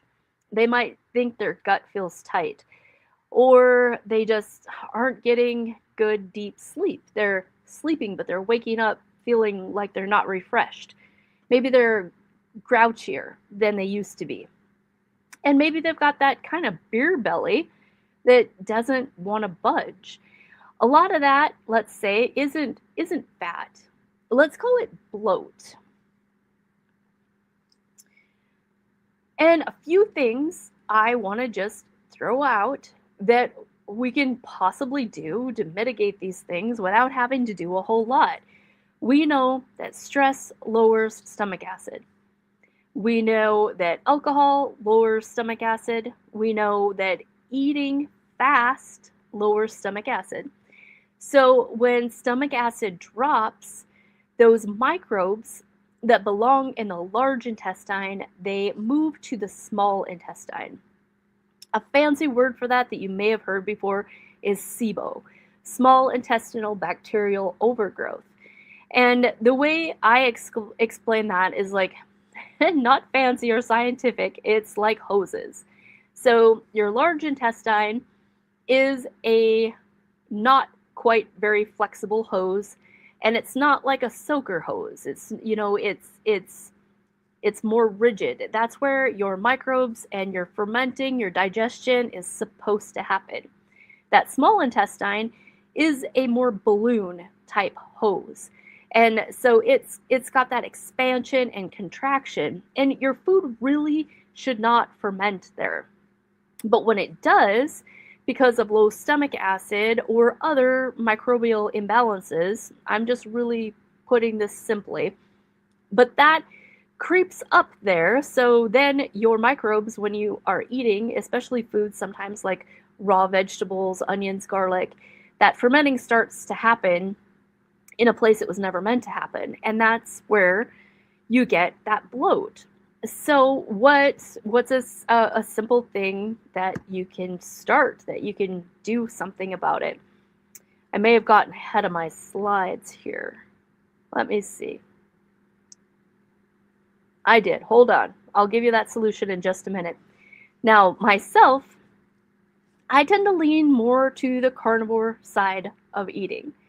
And in all honesty, in my advanced education in wellness and alternative stuff, most of my mentors, most of the classes that I've taken, they're not vegetarians. So honestly, I probably would have quit a long time ago if somebody was trying to talk me into being a vegetarian.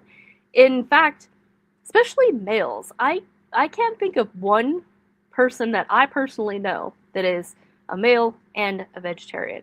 So rest assured, I'm not about to start on a soapbox about getting anybody off animal meat. That's not what we're talking about here. However, steak or animal meat is super dense.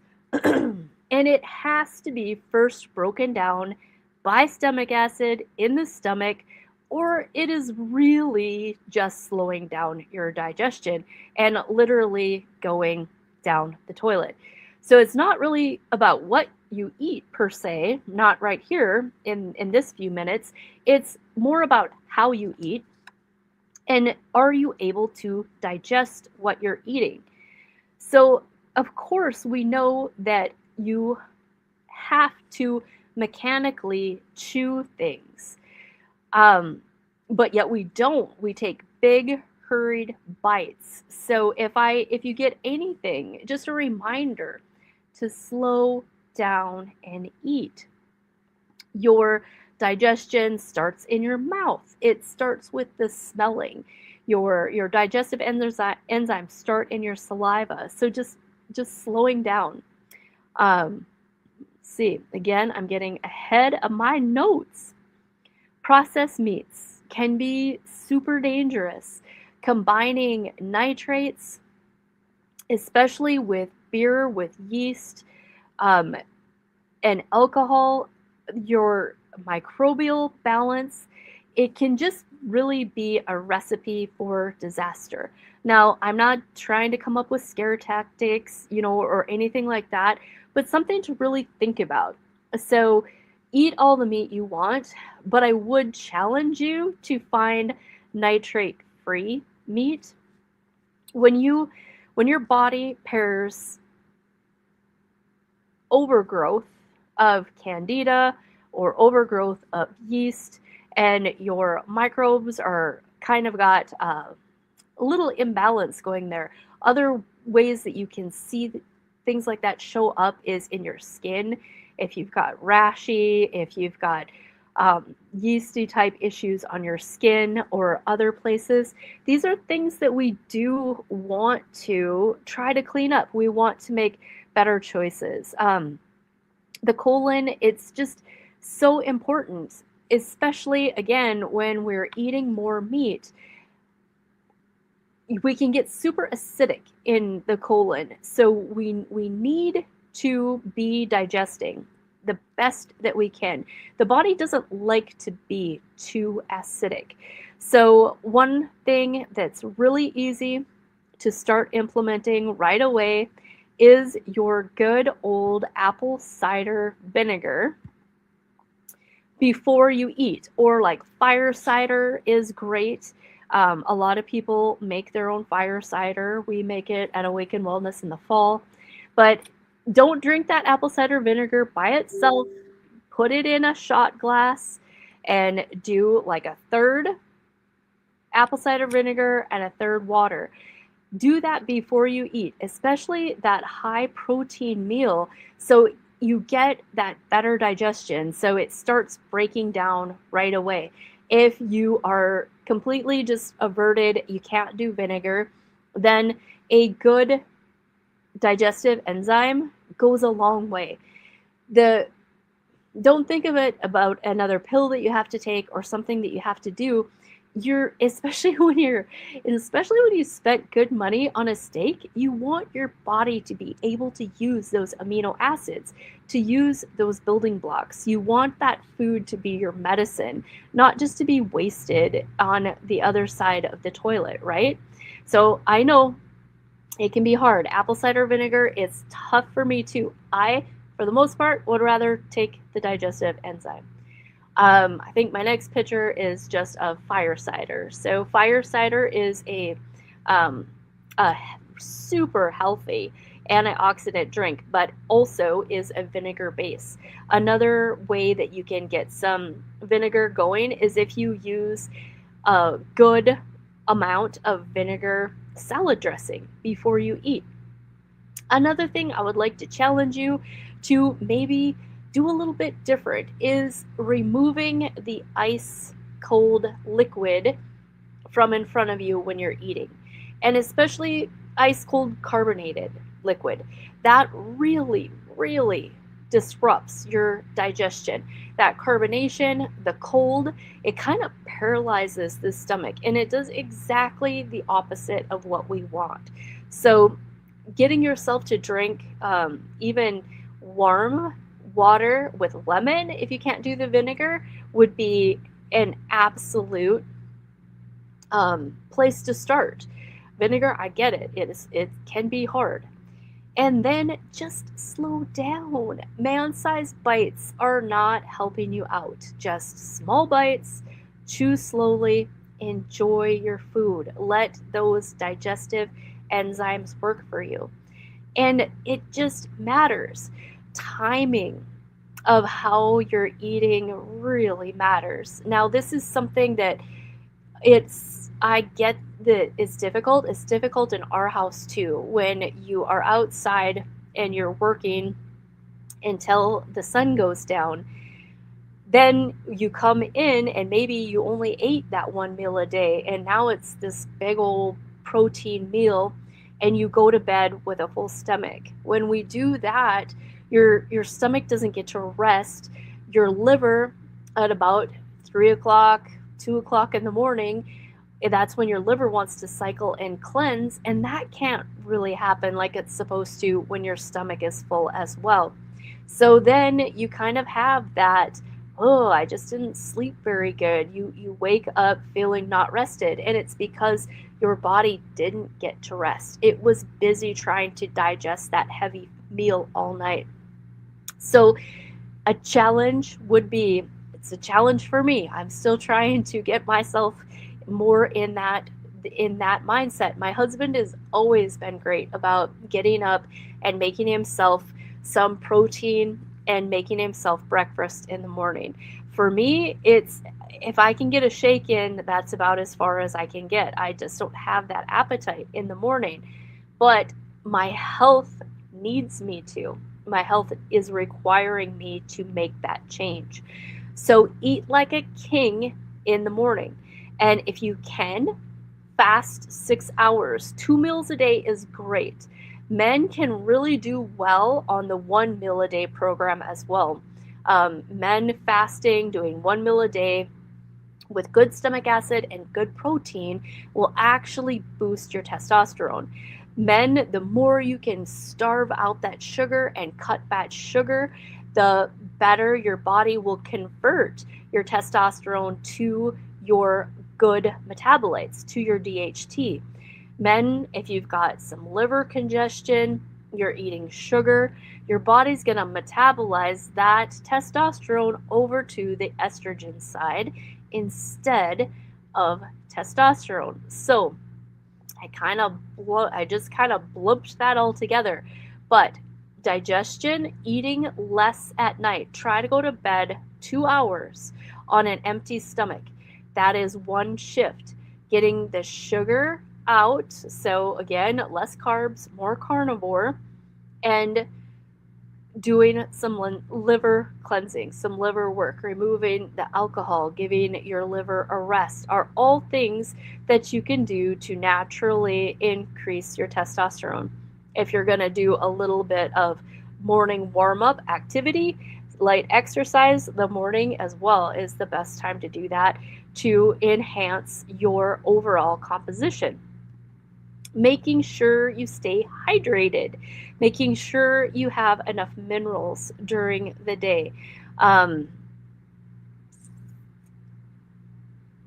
Let's see, I'm trying to look back at my notes. I really got myself all off track. Imagine that. But really, really important, those two couple of things. And I know for outdoor families, it's super hard not to go to bed on a full stomach. But if you can figure it out, at least in the winter, you can play with it and see if what I'm saying rings true for your body. Now, every body is different, so this may be your absolute truth, and it may not make any difference to you. And it also may depend on your age. We have to be wise enough to know that as the years progress, what worked for us 10 years ago, 5 years ago, even last year might not still work today. We have to revisit these things. A couple of my favorite tools, I will see, I'm going to kind of skip forward here a little bit. When we're talking about digestion, when we're talking about that bloated stomach, one of my favorite companies is called Cellcore Biosciences, and they make a product called Para 2. It is amazing, especially for men. It just takes that tire midsection and completely deflates it. And it is that bacteria in that small intestine. Sometimes it's 30 days, sometimes it takes a couple rounds of it, but they will get such amazing results. Okay, sleep, we talked about sleep affecting testosterone. Okay, now we're going to talk a little bit about toxins and the things that we are just exposed to on a daily basis. I would rather see anybody play some defense and stay on top of your labs, get some yearly labs done, than being forced to play offense when disease progression shows up. Now, labs aren't like fear tactics, and they aren't the end all be all, but it is just intelligence. It helps us keep track of things. One of my favorite tests is, I don't have a picture to bring up, but it is a urine toxicity test from Designs from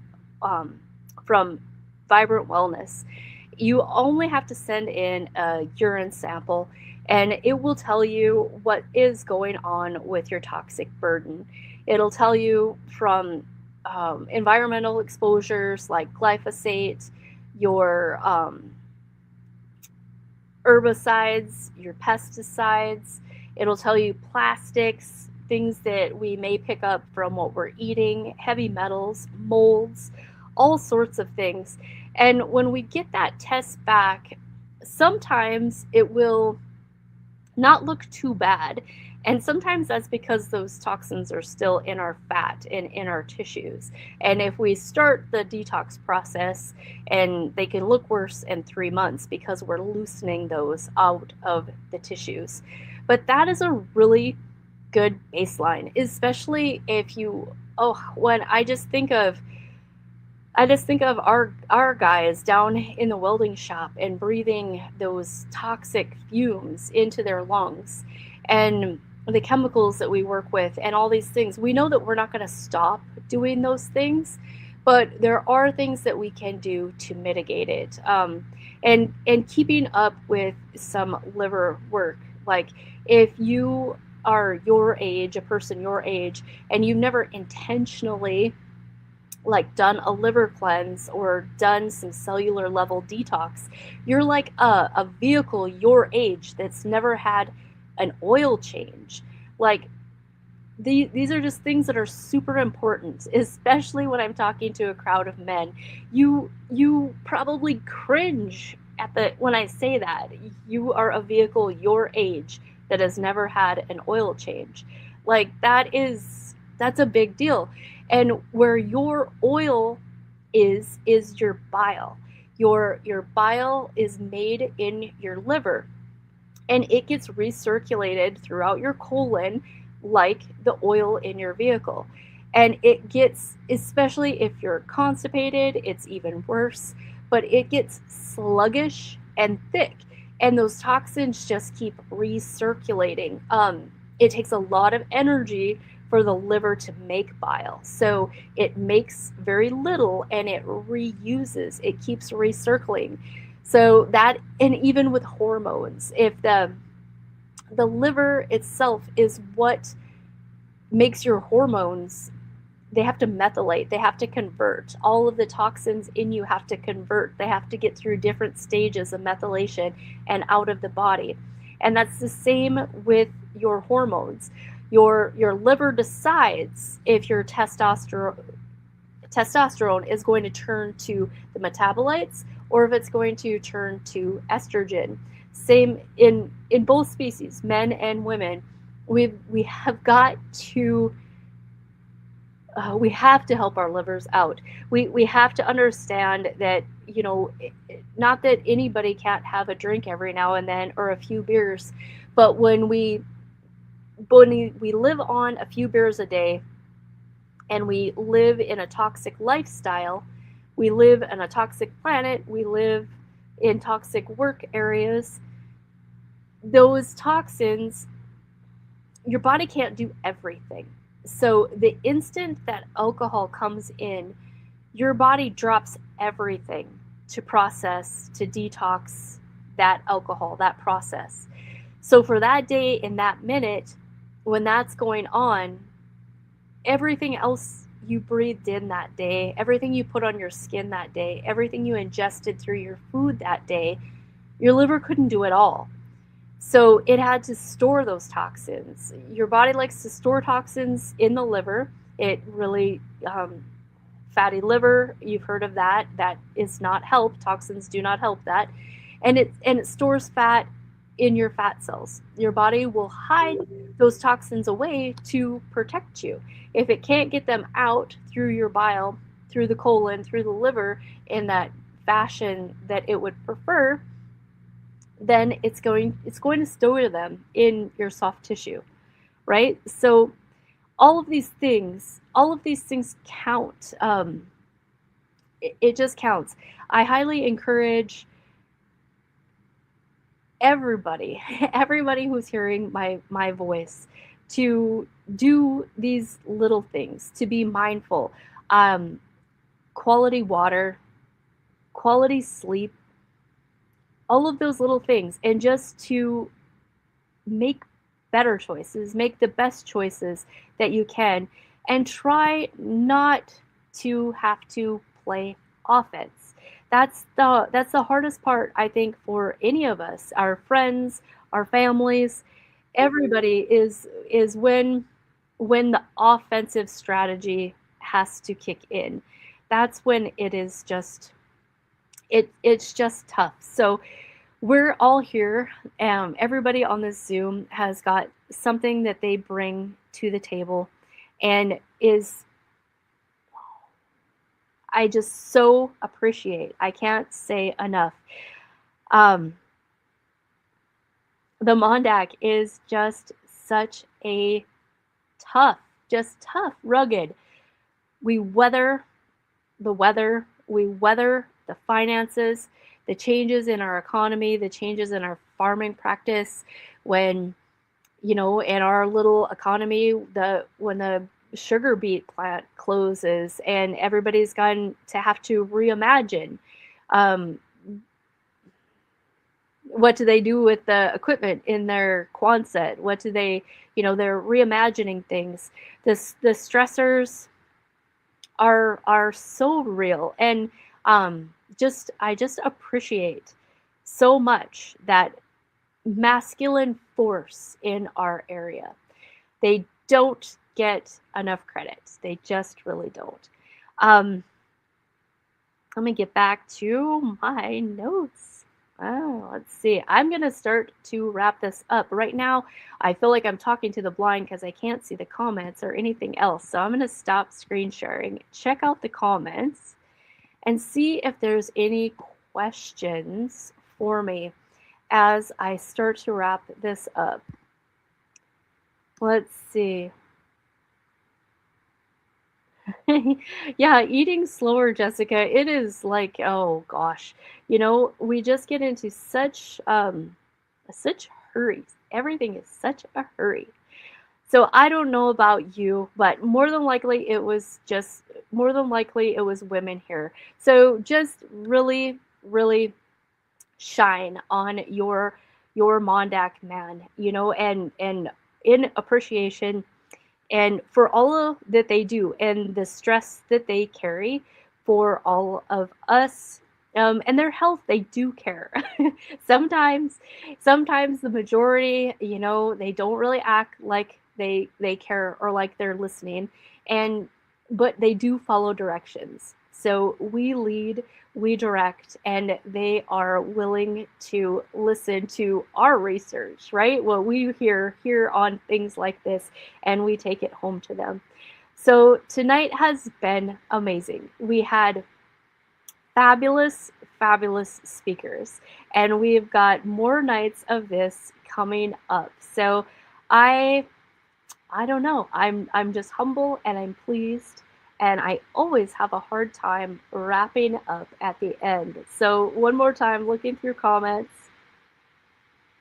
Oh yeah, Leona, that is such a good rule, to put your fork down between bites. It really is. And I don't know if any of you follow Barbara O'Neill, but she's really big on the 2 meals a day and 6 hours in between, and to eat dry. So no liquid at all, 30 minutes before or after your meal. And the reasoning for that is because the just drinking waters down your stomach acid. So I know that goes against the grain of a lot of general medicine, right? Everybody's on a proton pump inhibitor. Everybody thinks they have heartburn because they have too much stomach acid. When I've learned through my own health journey that is so wrong. Yes, you can have too much stomach acid at certain times, but when that is happening, you have to ask why. What is the trigger? Your body, the Lord designed us to require stomach acid, not Prilosec, not omeprazole, not Tums or Rolaids. So if we are having digestive issues, we have to find that root cause. We have to look for the why. A lot of times I will ask people just to avoid dairy, avoid gluten, avoid sugar, and a few other things, which nobody likes to hear, but it does, when you stop doing those things for a while, then you can start hearing what your body wants again. And that's where food allergy testing is so valuable. Now, I say allergy, but a medical provider is not going to call it that. They're going to call it a sensitivity.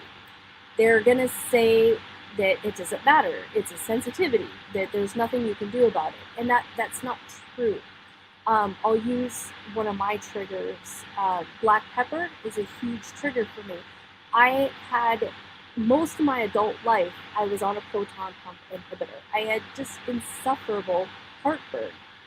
And I actually had to have a transfusion at one point because I just had micro bleeds and had heartburn all the time. I was on Protonics, which is stronger, 40 milligrams, and would still have breakthrough heartburn. Well, I was a nurse, I was just living a stressful single mom life, eating the normal American diet and drinking a lot of Diet Coke. And I had gotten so anemic that I ate ice all the time. And I had gotten myself off the proton pump inhibitor before I became wellness-minded. But I have a hiatal hernia, so I've got an awesome, if you live in the MonDak, I've got an awesome reference for you of a body worker. When my hiatal hernia is activated, she can push it back down. And dairy will activate that thing. So having to figure out what my body doesn't like, dairy, black pepper, will activate that heartburn. So when that's the case, when there is too much acid, it's because my body is trying to break down that irritant. It's trying to break down that black pepper. It's trying to deal with the dairy that I don't have the right enzymes to digest. So why? If you're having heartburn all the time, you have to figure out why. There's something that you can do about it. And living on proton pump inhibitors is dangerous. It is dangerous. It wrecks your everything downstream. Things don't work right when there's no stomach acid. Stomach acid, sorry, I didn't mean to get off on this, but somebody needs to hear it. When you don't have stomach acid, this is how I described it. It's like walking around without skin, right? It's like walking around without skin. So if I had a big gaping wound on my arm, and my body should heal it if I don't get dirt into it, if I don't get, yucky stuff into it. That skin protects me. Your stomach acid is your first line of defense from whatever goes in your mouth to the rest of your body. So you have to have stomach acid. Food sensitivity testing is priceless if you don't want to do the elimination. Like if you like, you know, like sometimes people have to get down to where for a couple of weeks they're only eating a few foods and then start adding things back in one at a time to see what those triggers are. And you can absolutely do that, or you can do the food allergy testing. And another thing, if you have got heartburn, if you can't get off a proton pump inhibitor, you do have to do it slow. Cold turkeying it is not a fun process at all. But, and I'm not technically giving you medical advice. That stuff is supposed to be over the counter. And if you read the back of it, it says not to use it for longer than 2 weeks. So even the people who make the drug know you should not live on it. But I'm here to try to help you sort these things out. It is not easy. Carbonation is a big one that you should look at getting off of. And everything that I said tonight, warm liquids before you eat, lemon juice if you can't do apple cider vinegar, all those things, it's just a big deal. It really is. If you have been like I was and without stomach acid for all those years, then I got autoimmune disease and I got visibly full of parasites. And if you'd like more information on that, you can check out my TikTok videos and whatnot. But that's how my platform, Awaken Wellness, came to be. Like everybody who will be presenting in this summit, we are a product of our own healing journey. We are our own stories, and that's what we tend to be the most passionate about. Let's see, looks like there's a couple of comments. Diana, hi Diana, I'm so glad you're here, says no vinegar. What's a good digestive enzyme? So there are so many out there. Diana, you're familiar with Cellcore products. They've got a great one called CT Zyme, or Designs for Health. You're familiar with those as well. And theirs, I think, is just called Digest Zyme. And Designs for Health does have some betaine in it, so it's got the extra acid. Pam Sign, my mama, says, thank you. It was great. Oh, you hear static in the background. I think it's my computer. It gets hot. Yes, Linda, I do food allergy testing, and you don't even have to come see me for that.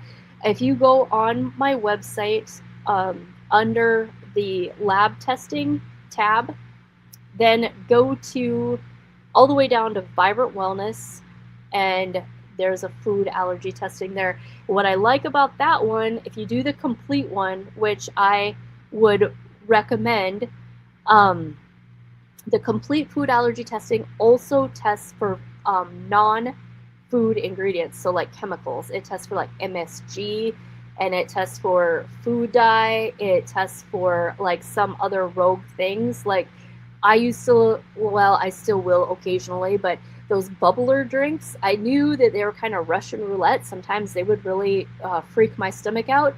And when I got that new food allergy test back, there is a ingredient, one of those long ingredients that you can't pronounce in those bubbler drinks that my body doesn't like. And another cool thing about that food allergy test is it does IgG, which is just your stomach immune system, and it does IgA is the stomach immune system. And we know that your stomach is your immune system. And then it also does IgG, which is just inflammatory throughout the whole body. It could look like a runny nose. It could look like headaches. It could look like skin irritation or heartburn. So that is a really cool test. I want to quick do the last drawing while everybody's here. Let me hit the button.